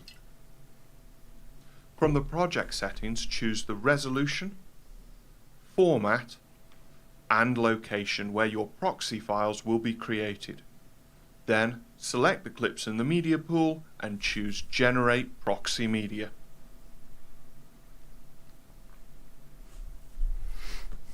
Cool. Alternatively, you can link to any type of externally generated proxy media. Simply select a folder of proxy media and Resolve will automatically align it to the appropriate clips in the media pool. And the original media is only a click away. Just turn off the menu option to bypass any proxies and use the original media for grading and effects work. Nice, nice, nice. You can choose to include the available proxy media when creating project archives. Or simply selecting the proxy media option on its own will allow you to create a more compact and portable project archive, allowing you to easily transport entire projects between edit systems, whether on hard drive or via cloud storage. These are just a few of the many enhancements that Davinci Resolve 17 brings to your editing workflows. So you can see some really nice features in editing in Davinci Resolve 17. Some of the features are common between the two pages, but we think both ways of editing are very powerful. Really cool. Really like what they've done. I thought there'd be a little bit more than just that, but that's being greedy, I suppose, because some of the stuff they've done is really funky. So Editing. So let's play the Fusion demo video and have a look, and we'll see what's new in Fusion. Fusion. The Fusion page in Davinci Resolve 17 introduces several new features. These include Fusion effect templates, shape nodes, an anim curves modifier, the ability to convert and modify transitions, audio playback and waveforms, and Audio. several user interface Audio. updates. Did I catch that? Audio. Yeah, buddy. Fusion effect templates are Fusion compositions that can be used as plugins on the edit or cut page. This brings the power of Fusion's tools to an editor's fingertips. As an added bonus, these templates are stored as text files that are small enough to email to people on your team or share online with the wider Davinci Resolve community. Man, On the Fusion page, you can use almost any 2D or 3D node to create your desired effect. Once you've created your desired effect, you package this into a template by selecting your Fusion nodes and selecting Create Macro. Yeah, same as before. The macro window allows you to select which parameters to display on the edit page. You can also change the name of parameters, starting default value, and minimum and maximum ranges in the macro window. This helps simplify the template so it's easy to use and tweak on the edit or cut page. Back on the edit and cut page, this plugin is now available to apply to any clip and adjust to get the final result you want. You can also create Fusion effect templates that make use of more than one clip to create a multi-layered effect. Ooh.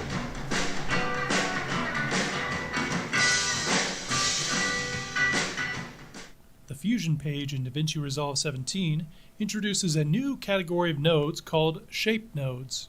These nodes are designed to generate, modify, and render vector shapes.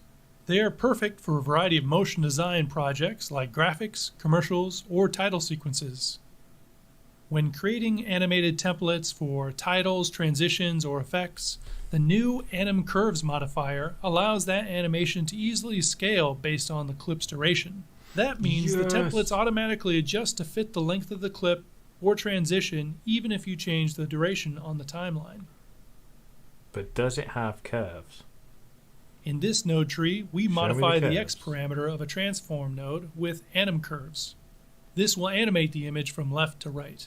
In the inspector, under the Anim Curves modifier, there are a variety of controls. Yes. Scaling controls the stretching or squishing of the animation, and offset controls the starting point. Now comes the really powerful part. You can adjust the curve setting to change the interpolation from linear to easing or to a custom setting that allows that's you so to much draw better. your own animation curve. For this clip, we choose Sine Curve to create a smooth start and finish. So just really quickly, that's what I wrote all the expressions for. So I wrote all of my expressions to do exactly that, and now it's included by default, which is just amazing. Which means if you're doing transitions, the transitions have just become a million times easier to create. Everyone will be able to create their own transitions just so quickly and easily. That's going to be awesome for everyone.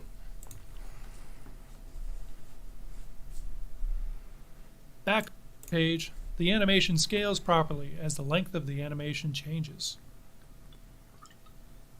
I wonder if they used my expressions. Now, I any wonder if they transition stole can them. be converted to a Fusion Cross Dissolve. This allows you to customize a transition however you would like using Fusion's toolset. To modify a transition, we add any standard transition to the timeline. Then, via the pop-up menu, we convert the transition to a Fusion Cross Dissolve, then open that transition in the Fusion page. Media in 1 represents the first clip, and Media in 2 represents the second. We can modify the Fusion Cross Dissolve by opening the group and changing the dissolve node's operation. For example, a gradient wipe allows the artist to connect an arbitrary gradient to be used as the wipe source. In this example, fast noise and displacement nodes are used to create a distortion effect. By using the Anim Curves modifier, All of this was available in the free version beforehand. So as long as nothing changes, yeah, all of this should be available in the free one. this modified transition can be used as is, or similar to Fusion Effect templates, it can be saved as a transition template. On the edit or cut pages, this transition will appear in the Fusion Transition section and can be added and modified like any other transition. Can you change the curves from the edit tab? That's what I want to know. Because that'd be cool. Audio playback and visual waveforms are now available on the Fusion page. This makes syncing VFX to a musical beat, sound effects like gunshots, or audio cues from a narrator a snap.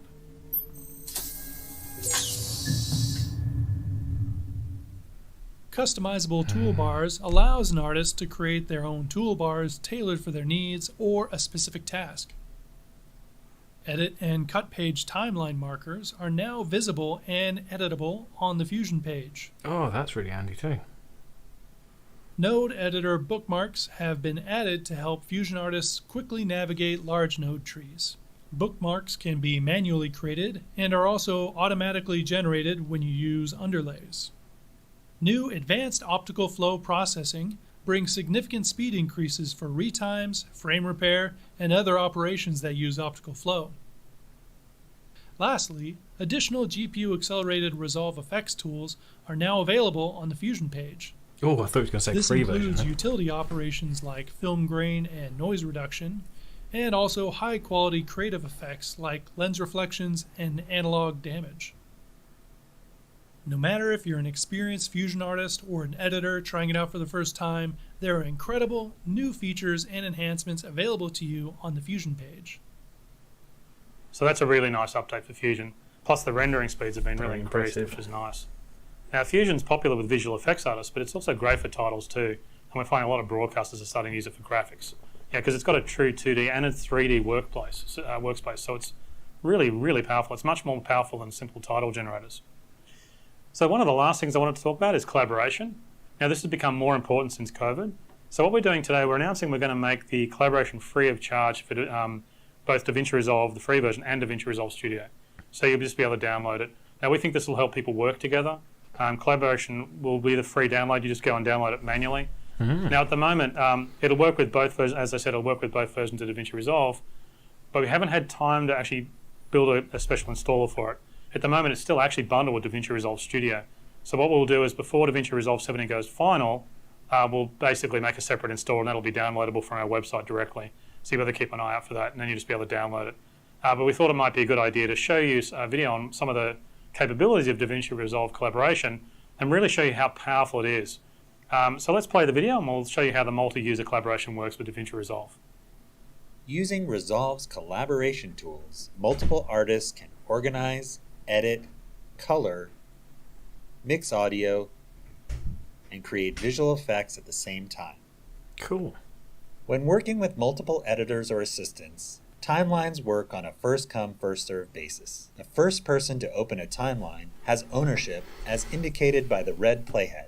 If your playhead is gray, someone else is already working on that timeline and you won't be able to make changes. However, you can still play back and review it with all the current updated you will.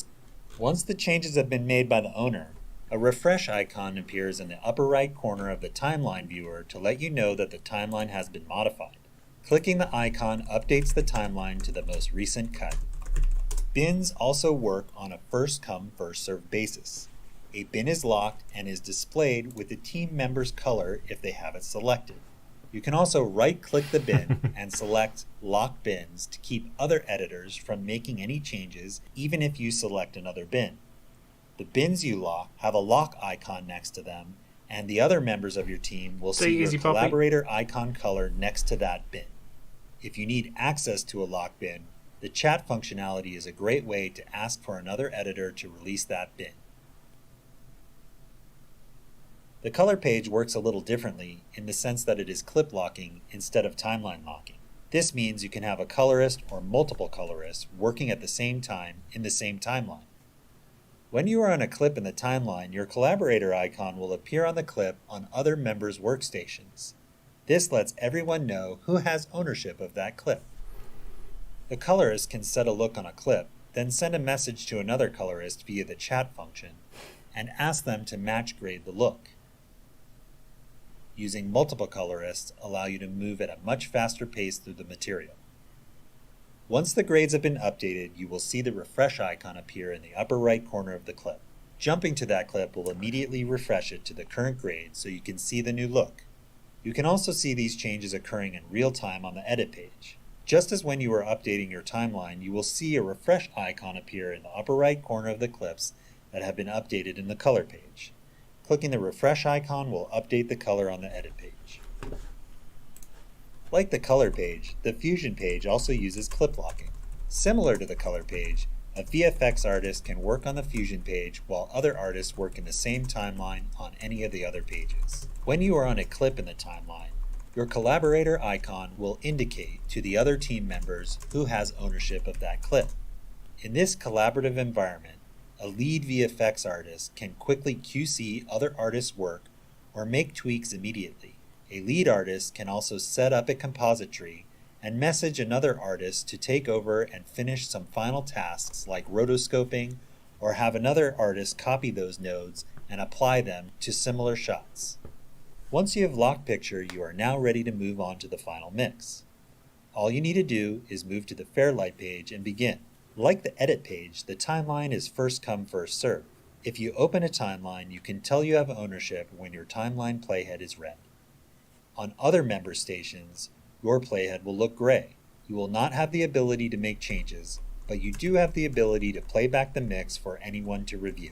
Just as when you are on the edit page, you will be able to see any updates that are made on Color and Fusion in real time. With the collaboration features in Davinci Resolve 17, your entire team can work simultaneously on the same project to edit, grade, composite, and mix faster than ever before. So you can see collaboration has a lot of power. It's integrated so well into Davinci Resolve, and it's used by a lot of high-end facilities. It's powerful enough for big feature films, but we think more people can benefit from it, which is why we want to make it free of charge. So Davinci Resolve 17, it's a big update. Now what we're going to do is we're going to make a public beta available today. You'll be able to download it once the website goes up. Wow. It'll be Davinci Resolve 17 will be a free update for all Davinci Resolve customers. We think it's the biggest update in the history of Davinci. Huge. It's got a lot of really polished features, and I think this will really upgrade the work you do. It'll be really exciting. So that's about all we have for this update. I want to thank the engineering team who've worked really hard on this update and really long hours in some difficult conditions, often working from home and weird locations. It's there. Some of the features in Davinci Resolve 7 take a long time to develop too, and we think they've done a fantastic job. Also, again, thanks to the Davinci Resolve community. You guys have created some fantastic feedback, and we've had some great conversations, even without trade shows. We've still been able to have great conversations. Now, there's a new website for Davinci Resolve. The marketing team have been working really hard on it. They've done a great job. It includes a lot more information about Davinci Resolve, especially if you're a new user and you want to learn about some of its key functionality. We also want to thank people who've upgraded to Davinci Resolve Studio. Those upgrades pay for engineering.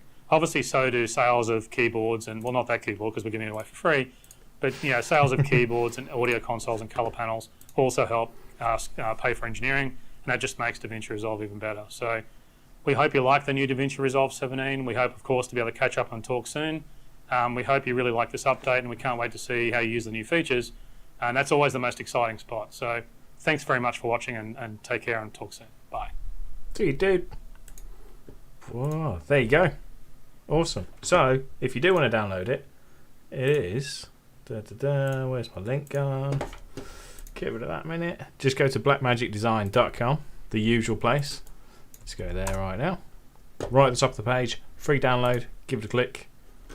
Scroll to the bottom. And there it is. Davinci Resolve 17, free download. So you can download it now. Which is what I'm going to do in a moment.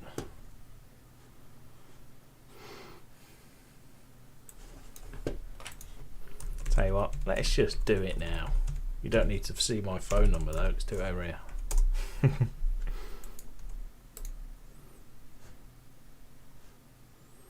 Download. Oh, go away. Why do you want to know my state?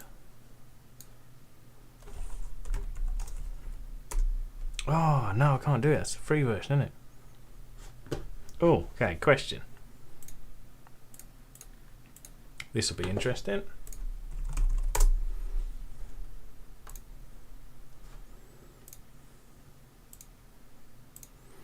Just before I cut this off, I'm just going to see if it updates via Davinci Resolve. So I'm going to open Davinci Resolve, run the update, and see what happens.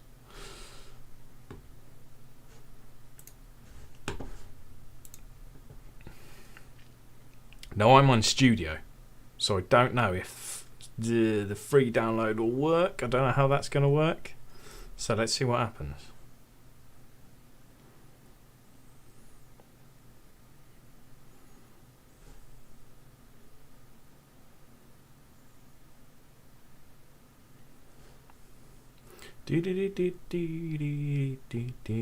I'll sing some lift music for you. Keep you entertained.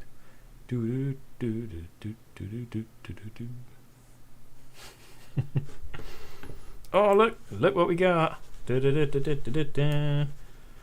available, Davinci Resolve Studio 17 Beta. Download.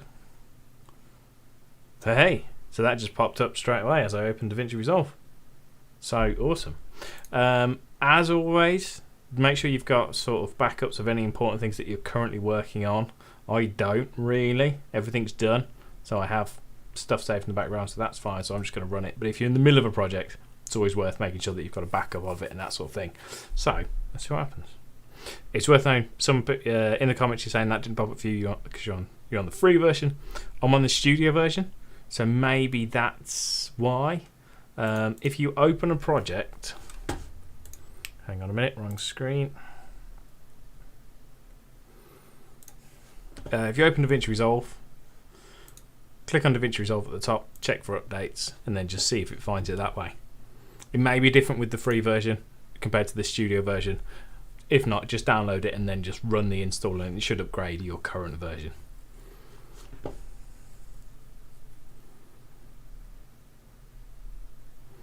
So what, do you want me to log off, or shall we install it and take a quick look? Shall we install it and try and make a transition? Let's just do it, shall we?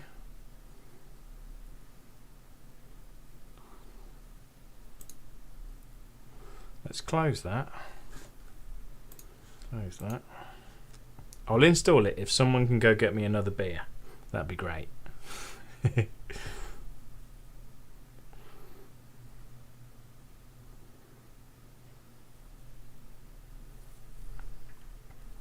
Oh no, I told my wife I didn't be on here for an hour. Whoops.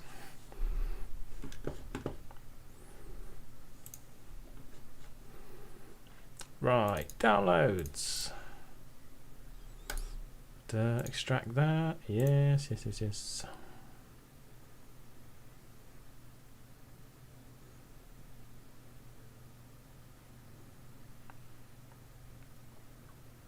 Man, they did well there, didn't they? Because I opened up Davinci Resolve earlier and there was nothing, so they've obviously hit the button during that video, so everyone's just gone away and got the upgrade, so that's kind of cool. I will be buying, I wasn't going to, then I had no need to buy the little keyboard, but if it comes with a version of Studio, maybe that's something I could do for the channel. If I pick up the keyboard, I could give away the license for Studio.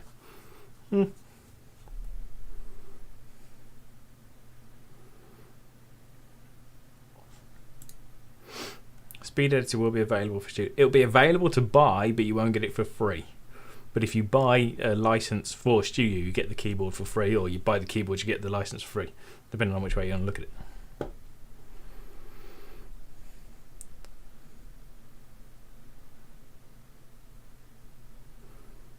No text bro. Don't know. We'll find out in a moment. If I can find out where. Is it? What's it doing? Oh, it's still thinking. Okay. Sup, bench?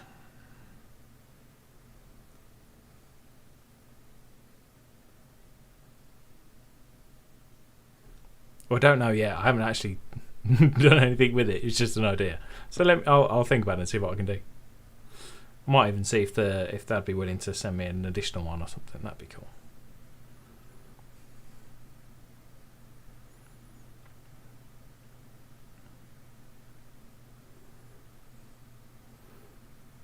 Come on. Right, while that's going. Let's go pixels.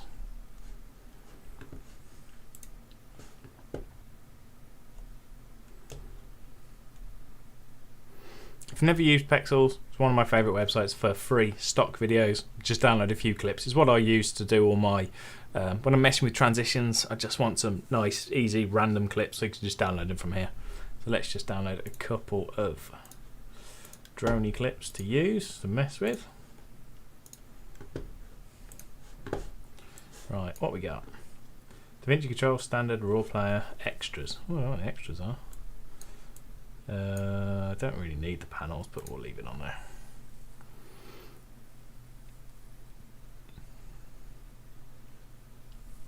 Claudio C. I upload a lot. Oh, let's find you. Are you on here? Come on, bro. Right. So.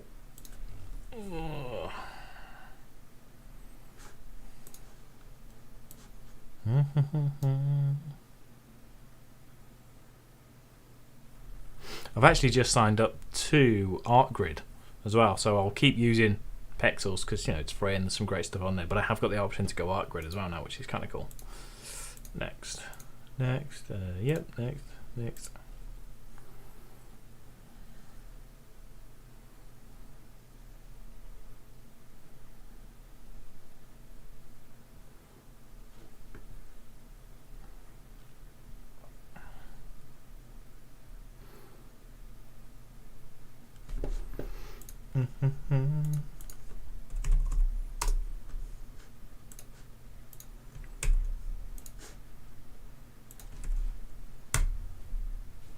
Just posted the link. If anyone wants to have a look, just go to that link, and that's just comes straight up with DaVinci Resolve 17.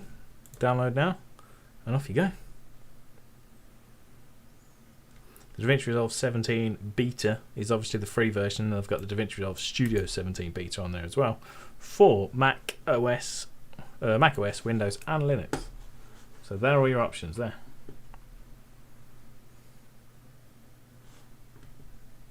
Hey, that's awesome news, Ben. So you just won a DJI Mavic Mini 2. That's sick. You best upload some videos with it. Them the rules.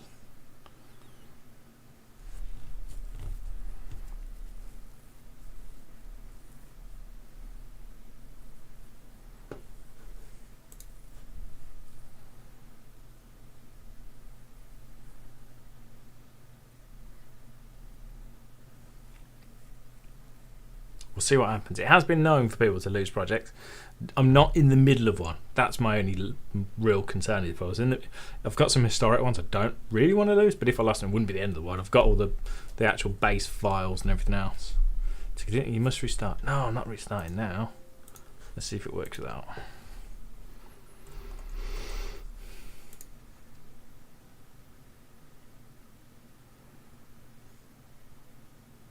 Hey, DaVinci Resolve Studio 17. Weirdly, since the live stream finished, our views have gone up. Hello, new people. How you doing?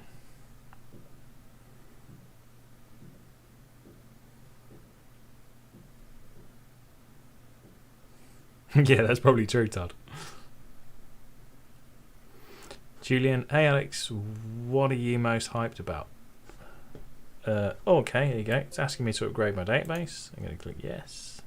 See what it does. What am I most hyped about? Weirdly, I'm most hyped about the curves in Fusion, because that just means making title screens and transitions and all that stuff. It just makes it way easier. So that to me is a really cool thing.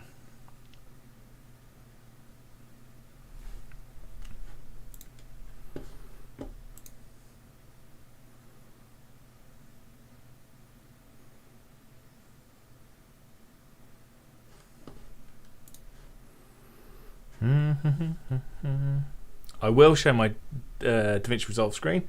It's just upgrading at the minute. It's upgrading my database, so I can't move it onto my other monitor at the minute, but I will do.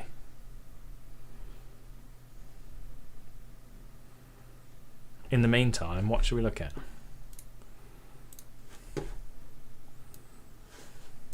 Oh, it's done it. There you go. And all my projects are intact. Sweet.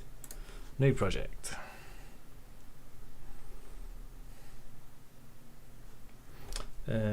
Let's just do what they did. Demo. Great.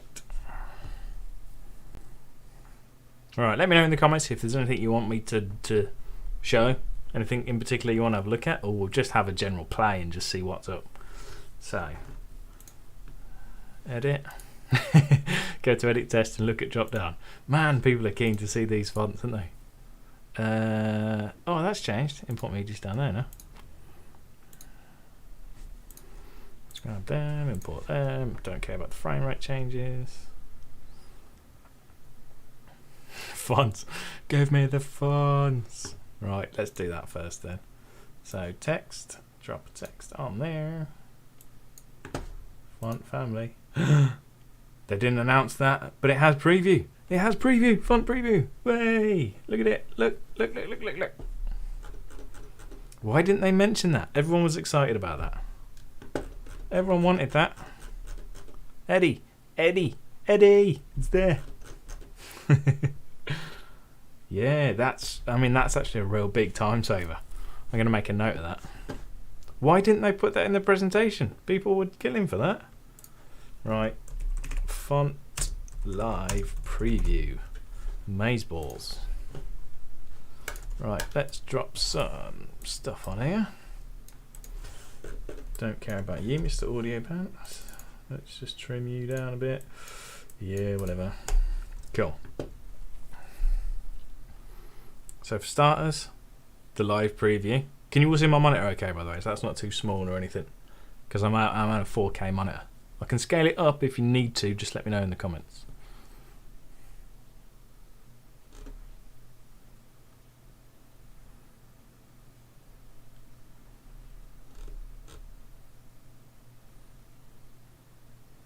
Oh, check that out too. So this title you're seeing now, this is a custom one made by Goggles at Work. So if you haven't checked out his channel, have a look at him. He's really cool. He knows what he's doing. He's created these free lower thirds, and look, even now working on the previews. So this works as well, not just for the built-in stuff, but for any stuff that you've made in Fusion too. So that's handy. And these are way, way nicer than the other ones were. Some of those are the same. But yeah, generally they look much better. Cool. Let's have a quick look around here. Over on the right. So now in the inspector. Alright, let's put my scaling up a bit so you can see a bit better. Let's go 200. Ooh. Looks a little bit nasty, but that'll work. There you go. Hopefully you can see that a bit better now. So, everything there's the same. We've got the smart reframe. That doesn't really have a subject in it, so I doubt that's going to work. I'll tell you what, let's try me. Let's import. I want something. Oh.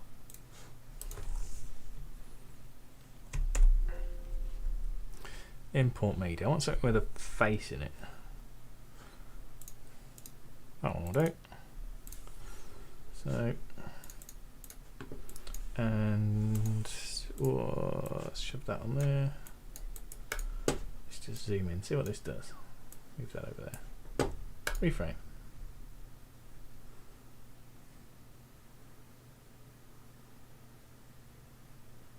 Now I haven't actually. Oh, it's doing something. I haven't actually changed my aspect ratio, so I'd imagine it's just going to zoom out. But as long as it does something, it's interesting to see that it's thinking about something. Yeah, and as Todd said, it hasn't crashed yet, so we're on to a winner so far. Admittedly, I should have cut that down. That's like it's a 3-minute 4K clip, so that was stupid of me. But there you go.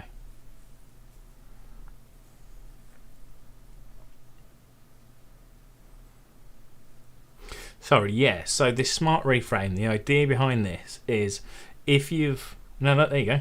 It found my face. My hairy face at the minute. Need a shave. It's found my face throughout the frame and... Yeah, check that out. Let's open the keyframes. It's made keyframes. So what that's done, if we play that back... It's always there. If you see the edge of the frame, this shot is on a tripod. That's really easy to do. This is a locked off shot. Let me minimize that. So this is a completely locked off shot. But you can see here, if you look at this little shelf in the corner, it's reframing the shot so I'm staying exactly in the center. And it's done that really quickly with its AI thing. So it's found my face, it's figured that's the object of interest, and it's tracking it throughout the entire thing. And as I say, that's a full 4K 100 megabit file. And that was relatively quick actually. And if you look down here, oops. Oh, it's done all the keyframes. So it's not just statically found my face in one frame, zoomed in and gone, oh yeah, that's cool, I've zoomed in a bit. It's mapping it throughout the entirety of the shot, which is really cool. So the idea behind that is if you've set the aspect ratio down to a square, you know, for Instagram, you're using a 1080 by 1080, as we discussed in my tutorial the other day, rather than having to reframe it and maybe keyframe it. If you're trying to track a subject, you can just hit that button and it'll do it. Yes, I am using the studio version. Important to bear that in mind. I don't know if that's on the free version. That icon's different. Oh yeah, smart reframe. There you go. Right, let's go about this in some sort of order before I just get excited and dance around everywhere.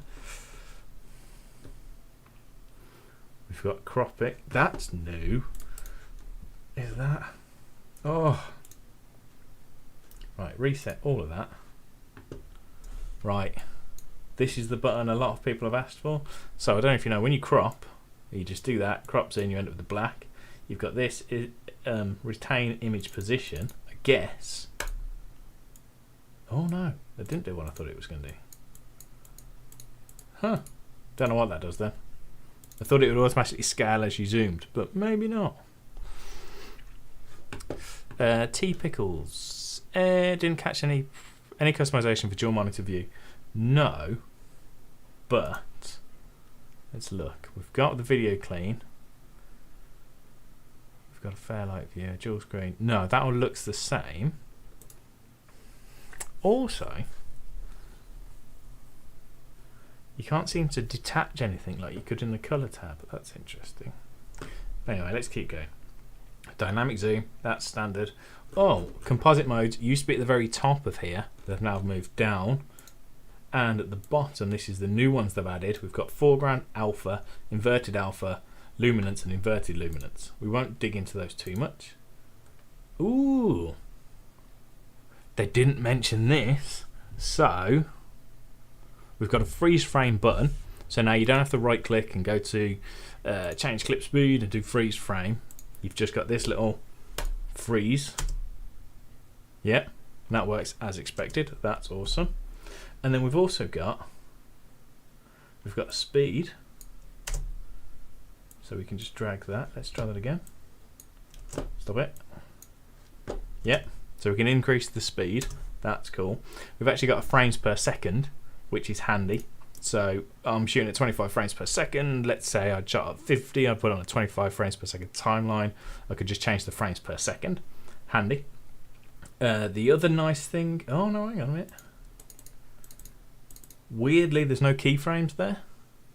I was expecting to see keyframes so that you could do some sort of speed ramping a little bit easier, but there's no keyframes there, so that's strange. I'll have to dig into that and see. There must be a way to do that because it seemed weird to do half of it and not the other half.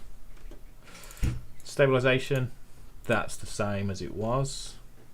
Lens correction, that's something you might not have seen.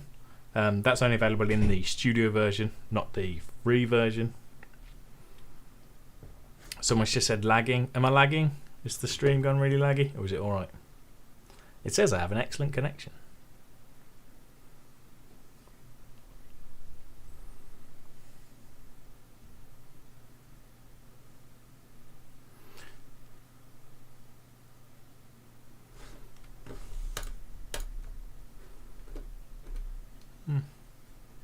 Ah, the stream's fine. Okay, we'll keep going.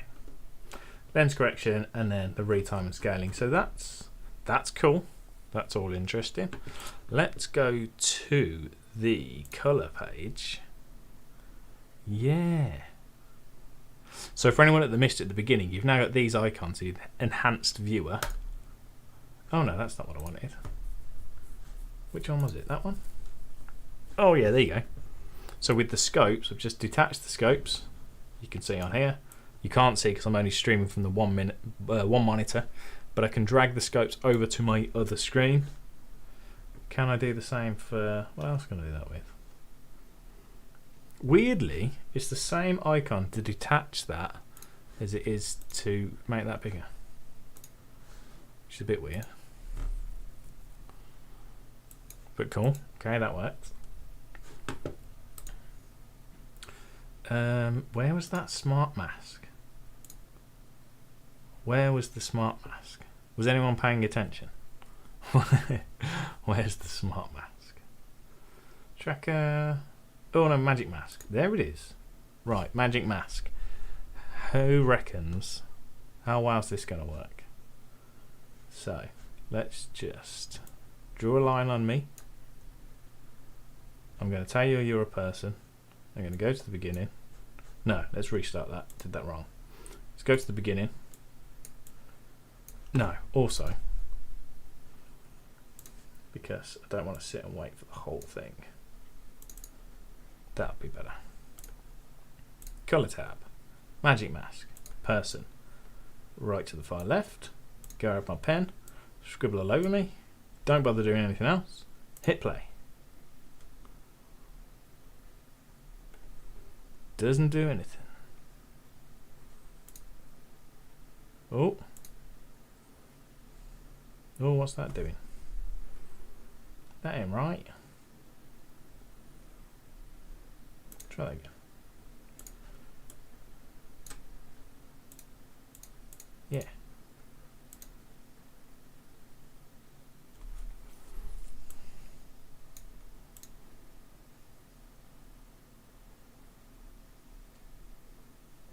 Did he use a very small line? Boop. Oh, that's tracking me now. Look at that. Holy crap. Wow, that's really good. Right. Right, hang on a minute. Edit. Import media. Nice. Let me go to a good shoot that I did recently. Resolve, session heroes, footage. Let's view by large.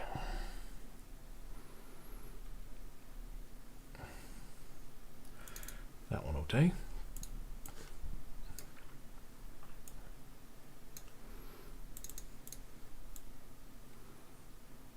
Oh, he didn't move around in that one. That's a bad example.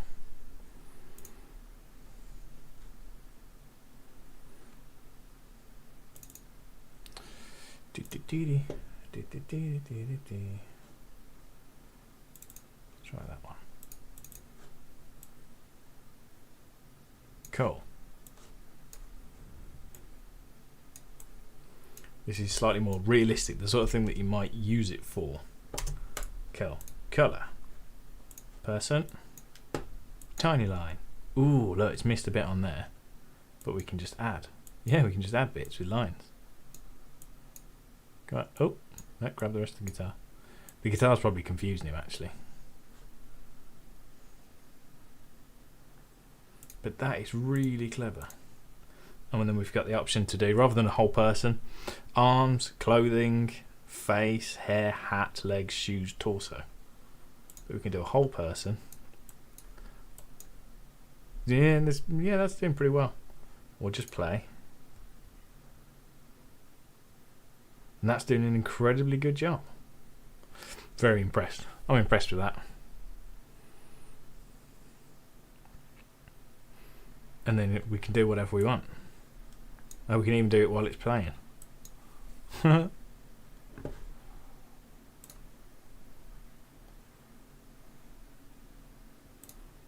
Yep, cool. I'm impressed. And it's not crashed yet either. Knock on wood. Right. We've looked at the colour. Let's do 80s music. Yeah, it is an 80s music video, funnily enough. Right. Have we got handles on this? Yeah, let's just do this.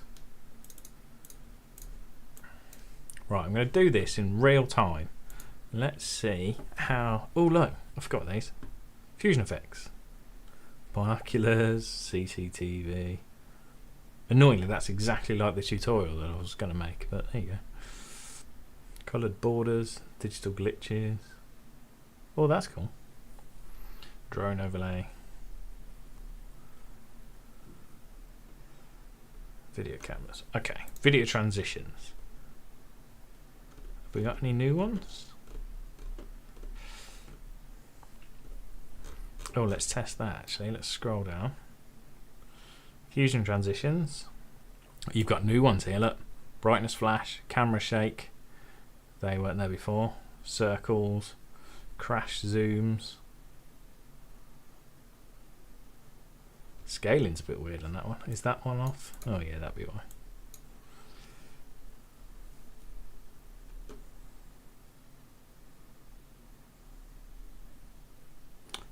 Fire across the screen. That was Resolve FX transitions, burn away. So let's just apply it.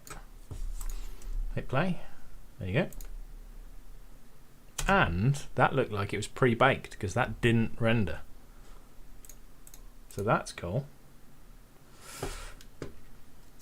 In the inspector, we still have the video settings, so you can change all the easing. Don't get the curves though. That would have been really handy if you could use the new curves in there. Well, It's still not bad. Motion, timing, edges, loads of cool stuff to change in there. Stretch that out a bit. Can you reverse the burn away? Yes. Bing. Oh no, that's going to reverse the clips because that's in the video. Let me try down here. Adjust timing. Probably 1 and 0. I guess if you do 1 and 0. Oh no, it swaps the footage. Yeah, maybe. I'll have to play with that. You can adjust the angle there. And you can do hotspots so it sort of tears away from the innards like that. Very cool. Now interestingly, if I right click, I can convert it to a Fusion cross dissolve. Why would I want to convert that to a cross dissolve? It's weird. Undo. Can I open that in Fusion? No. Okay. What I can do though, let's test this. Where's all my glass ones, my new transitions I've been playing with? Which I might wait until the release is out properly to start messing with them actually. Yeah, look, there you go. These are some transitions I've been working on. And I can preview them like that. Which is really cool. And that also seems way quicker. Yeah, a little bit sluggish because they always are. Let's do playback, render cache, smart. Is the audio working? Yeah, I've just muted it. Yep, that's cool. Okie dokie. I just really want to quickly try. So do the same thing I'd usually do. What are these new ones? Oh look, these are all new. Paint on. So we've got like a paint transition. Let's go through all these new transitions, shall we? That's a I quite like that. It's quite good. Let's zoom that in a bit because we've got a bit of a frame. Zoop. I don't need to do that, do I? I can just do this. They've done all the sort of stereotypical content creator transitions, the ones that generally know I would make. Pans left, pans right, you've got a rotate. Let's look at this. It's just a funky spin. Yeah, it's just a spin and a dissolve. You've got a round and down. Yeah, cool. Slice, push. Oh yeah. Slice transitions. Is that one of mine? I can't remember. Slide down. Yeah, so these are cool. Tunnel of light. Tunnel of light. Ooh, swanky. And then a warp. Right, let's grab one of them. We'll right click, open in Fusion. And here we go. So then let's ungroup that. So we've got our vortex effects, some noises, dissolves. I'm going to be super lazy, just delete all them. And then we've got just a standard dissolve. Right, cool. Let's get rid of that. Let's do a transform, and then we're just going to do merge. Doing that in a slightly weird way, but never mind. I don't usually go live, so I'll probably make a right mess of this. So, yep, wrong way round, wrong way round.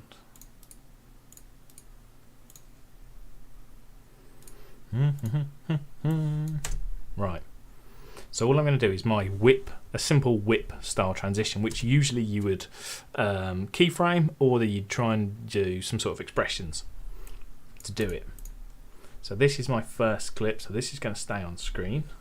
And then we want it to whip over to the left. We'll go with left. So what I would do here is, I'm just making this up by the way. I don't know if it works or how it works, but we modify with, and then what did they say it was called? Is it that? No, that's a different one. Modify with.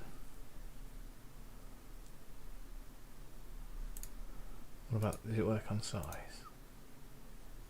Ooh, controversial. So anim curves isn't available within there. Ooh. Not available within that. Well, there's ways around that. Okay, let's just do a... Let's just do a rotate. Is it available in the rotate? It is.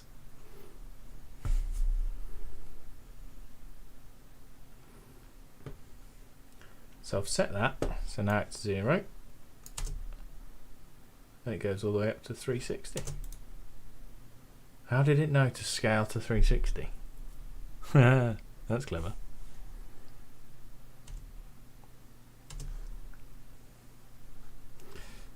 I've done that on the wrong one as well. Right, okay, let's just try and do this. Let's change that for a dissolve. I meant to replace that, but never mind. Let's do angle, modify, anim.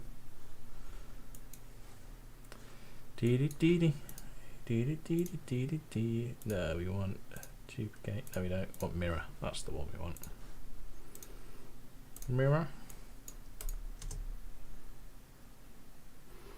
Cool. So what I'm doing now, I'm trying to build a transition just using these new things just to see how it works.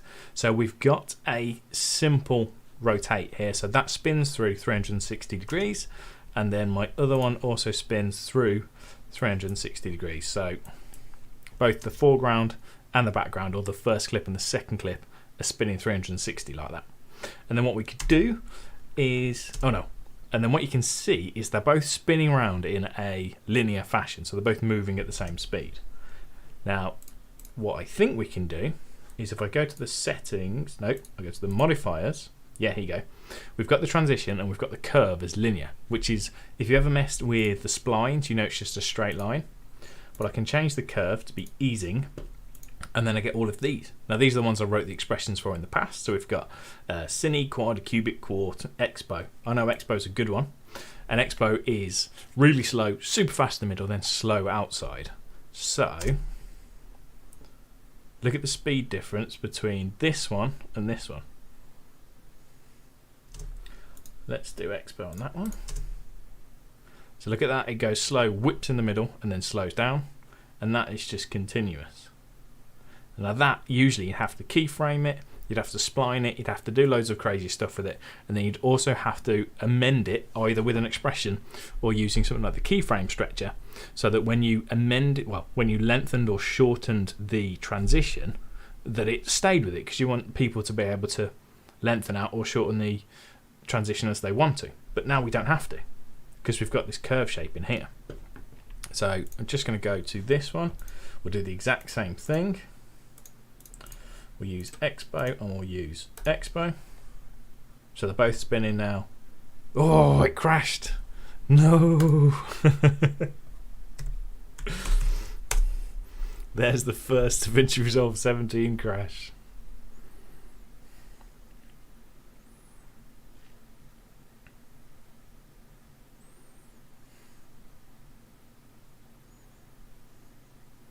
Too much expo. No. Oh, here's a quick idea. Here's a quick look.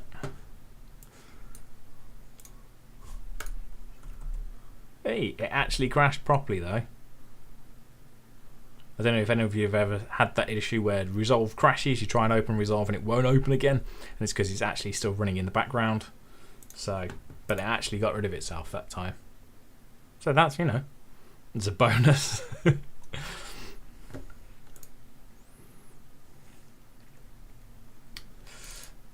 Fortunately, I have live save on, so let's see which bit it saved to. Where did we get to?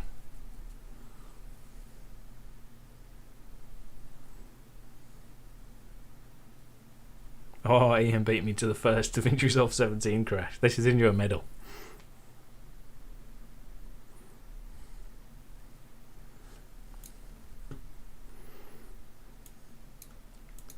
Oh, we've still got my transition.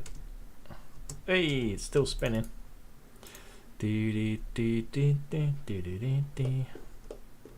Right, let's do it without that first. Let's just put that, modify that with animated curves. So now we've got this spin dissolve. That's working as you'd expect, except for the fact that I've gone the wrong way around.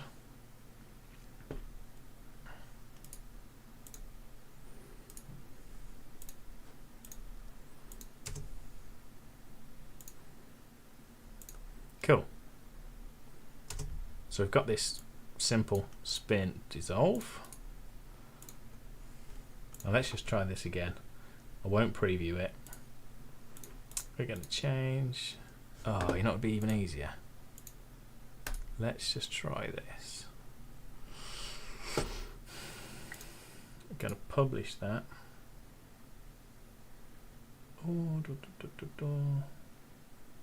Oh, interesting. Maybe we're not. Okay, we're not going to publish that. You publish that though. Anyway, let's just use sign. Silly.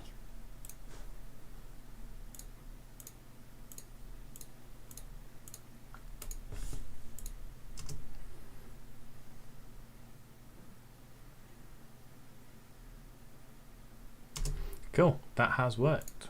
We'll do the same for that one. Modifiers, easing, we'll change that to be Expo and Expo. Go to edit. Cool, so really quickly we've made this transition, spin, with a dissolve. As you can see, it's not linear, which is cool. So it's rotating, it is speeding up a little bit, it's got some curves to it, which is why it sort of lands really softly at the end. And then in theory, if we just make that shorter, we shall give it a minute to render. Playback, render cache, smart, years. Yeah, look at that. It's scaled.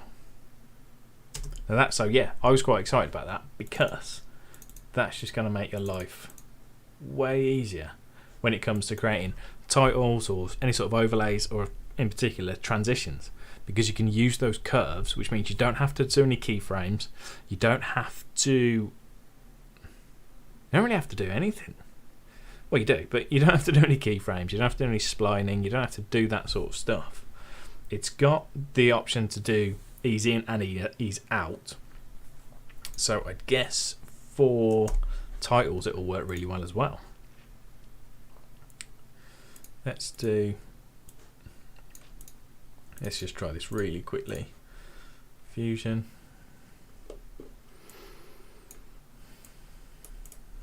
Text. Test. Let's increase that. Hey, look, your font preview works within Fusion too. Happy days. Layout. Modify width. Ah, oh, that's weird though. That is strange. You can do it with text though. Yeah. Okay. Oh, they've not fixed that bug. So, quick one. You can see here, apparently, I'm on frame 9000 to 9249, which is not right. You see here, look, 9000, 9000. So that's a bug which has been there for a while. It's to do with adjustment clips. If I put the adjustment clip in my bin, delete it, grab it back, go back to Fusion, and it's fixed. Yeah, it's such a weird bug. Very strange. So that's still there. It's a shame. Right, text. Let's just do. What did I do that on? There you go. Look.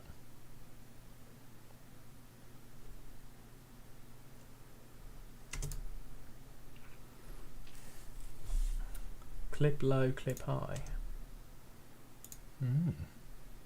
We also have a time scale here, so I bet that I can increase that and it would go faster and stop. Yeah, somewhere. Yeah. So you can start to do some animations that not only stretch with the adjustment clip or the transition you're using, but then you also don't need to do much with splines or keyframes. So some cool stuff there.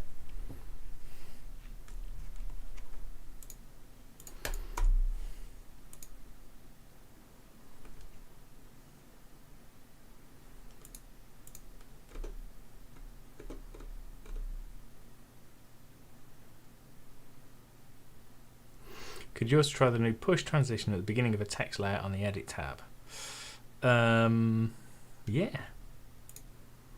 So text layer, font preview. I'm going to keep talking about the font preview. Whoops. Oh, that's the worst font ever to use. It's really janky. Oh, I don't know why I'm bothering changing it. It doesn't matter, does it? Video transitions. Which one did you want to use? The push one, the new push one. Oh, here's a good. Does that work? Yeah, sort of works.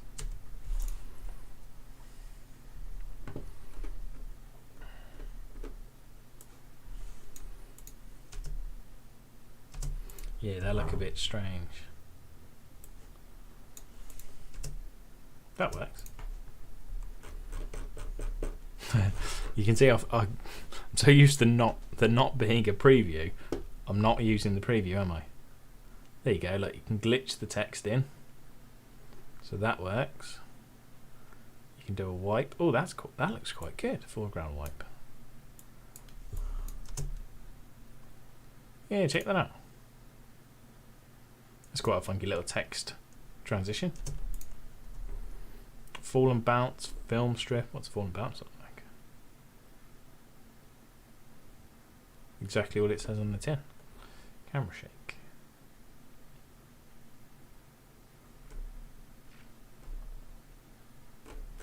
Loads of cool stuff.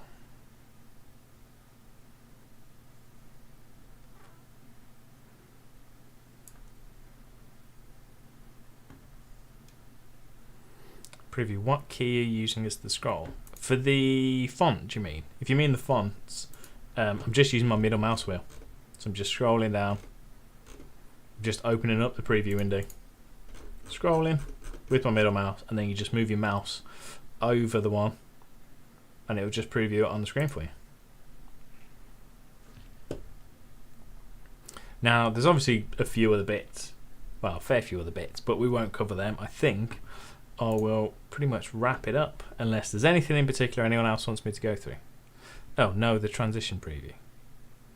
Oh, you don't have to push anything. You literally just hover your mouse and then just scroll it. So I'm not pushing anything at all, just moving my mouse, and then you can see, I don't know if you can see on the stream, there's a little sort of line that comes up on the thumbnail on the left, and then you just drag it right and left, and there you go, and that's it.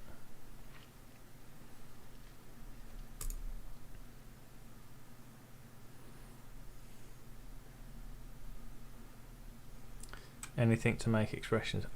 Max, no, I honestly don't think you'll have as much need for the expressions, which is pretty cool. So while they haven't made them easier to use, you should, in theory, need to use them less. Can you still do them from here? That's a text plus, isn't it? Oh, there you go. Titles, expressions, yeah, still all there. Still the same as it was. Oh, here's a question. Modify with anim curves. You can do that from here too.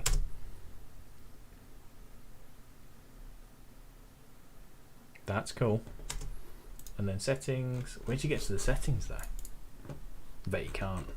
Or settings. Nope. What's that button do there? Oh, just takes into Fusion. Cool.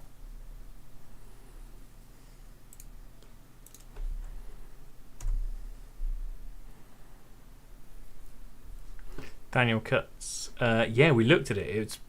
It's awesome. I'll do it one more time, just for those that missed it. Color. Person, squiggly line, see what we've selected, and then play. Oh look, it's not happy now. Let's try that again.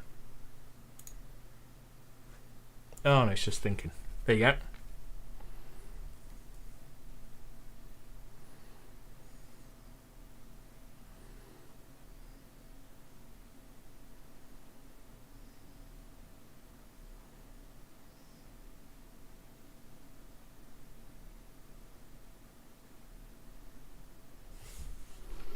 So that's faster. What's... Oh, okay, I was going to wrap this up. Let me try one more thing. Let's go to the beginning. Let's go better. For those interesting, I'm running a Ryzen 3600 and a 2060. So realistically, it's not a bad build, but it's not like a super duper expensive mega build.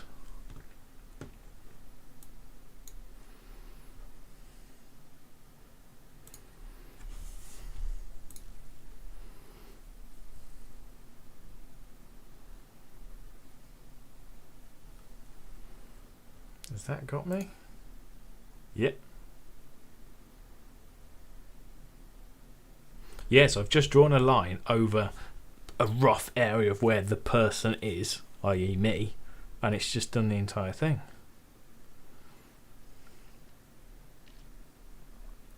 I can't say anything about that, Eddie. Leave that with me. You might hear about something on the channel. I may have had an email. So, yeah.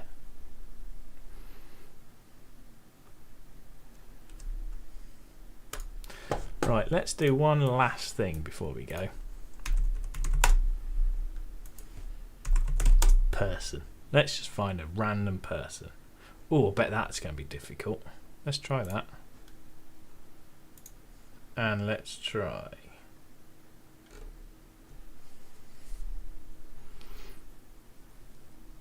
Millie, yeah, I know. She's used to me by now. Let's try... Oh, we got some feet here. That made me sound weird. I haven't got a thing for feet. It'll make sense in a minute. Let's just do that one. Oh, yep, you can stop now.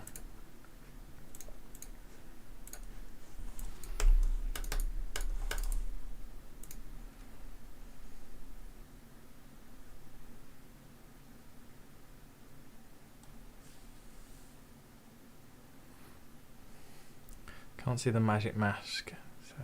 The magic, I think it might be only available in the studio. Are you using the free version? How did you make your logo? I'll cover that another time, mate. We're just going to keep looking at this for the time being. So let's try this.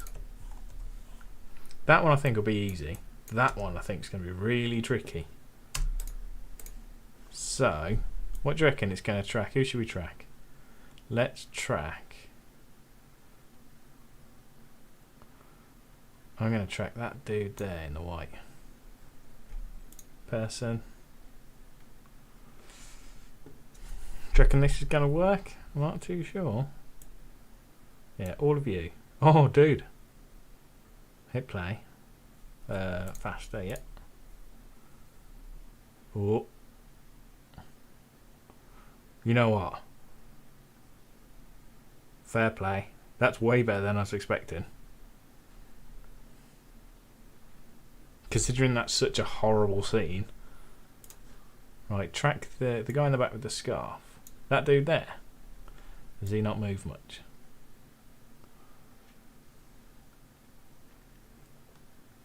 Yeah, let's track him. Teeny line. Boop. So I'm pretty sure the line just sort of tells... Yeah, you're basically just picking out the person. I don't think it matters too much how big the line is. No, it doesn't. Look. As long as it's on the person. Oh, I've got loads of strokes now. Let's get rid of all them. Do it again. Play. Doing pretty well there. Oh, it's picked up the other people. Yeah. I mean, that's difficult to be fair because he's completely obscured from view. But I'm guessing what we can do... You can remove strokes as well, so you can figure something out. Can you draw more than one line? You can. But because we're picking up the person, it's different. So the features allow you to select things like clothing, face, hair, hat, legs. So let's try the other dude. Here he is. And we're going to go to features and we're just going to select his face. Look at that.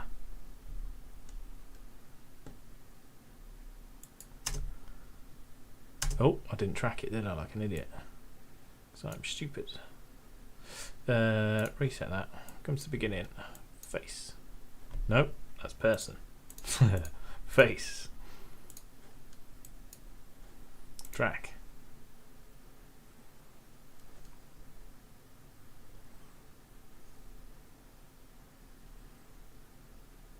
That's really cool, man. But we had face tracking before, so now let's try his clothing. We're going to add a new stroke, and it's going to try and track his top, apparently. Let's turn that one off. Oh yeah, look at that. Track that backwards. Look at that. So it's purposely obscuring his arms as well, because you might want to grade his top, whatever the person's wearing, without doing the arms. So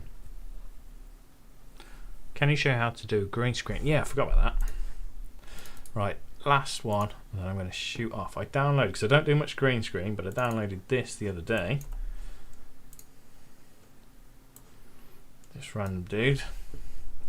Can anyone remember where it was? I assume it was in effects. No, open effects maybe.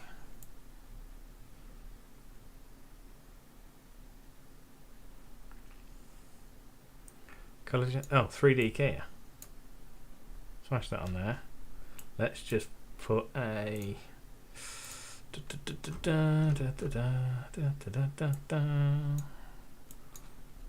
solid color under here, so we know exactly what we're looking at. We'll go with red. Go to effects, 3D color, pick it. Oops.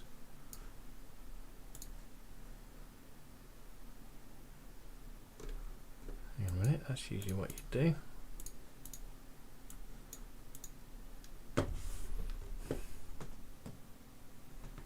Am I missing something?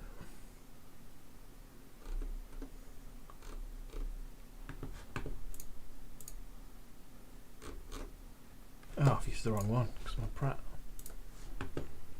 It's Luma I need.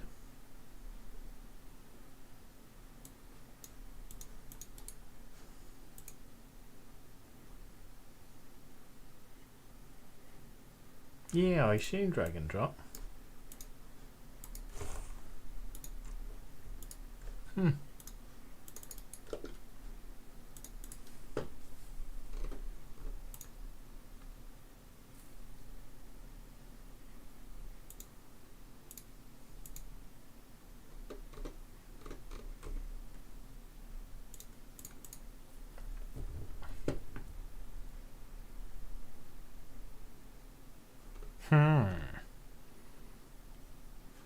So if you was to do that in, let's just say you're going to do that in Fusion.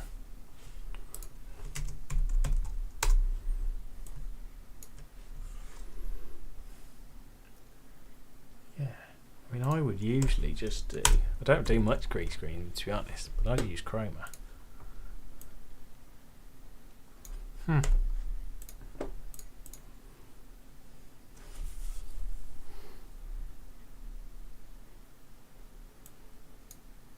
On the pressure of the guide, drag the line like in Magic Mask.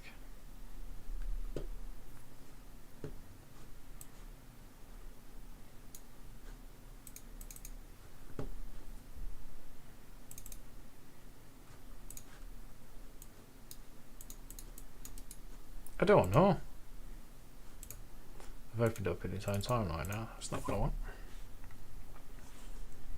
On the transform in the bottom left.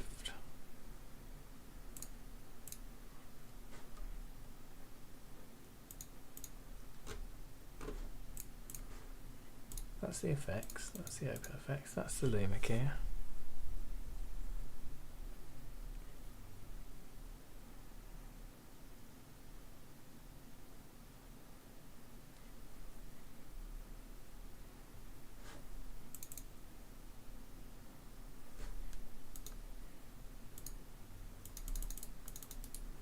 think I broke it.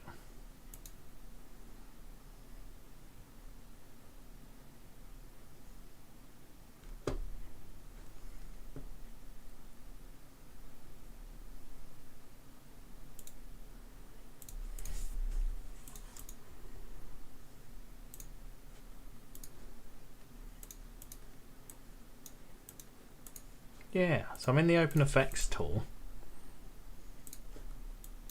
Fusion overlay? Nope.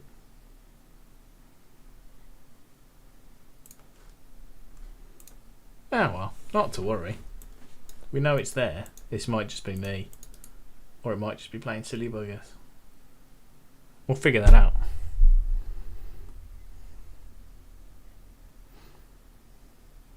Either way, I hope you enjoyed this live stream. How long have we been going for? Long time, I think.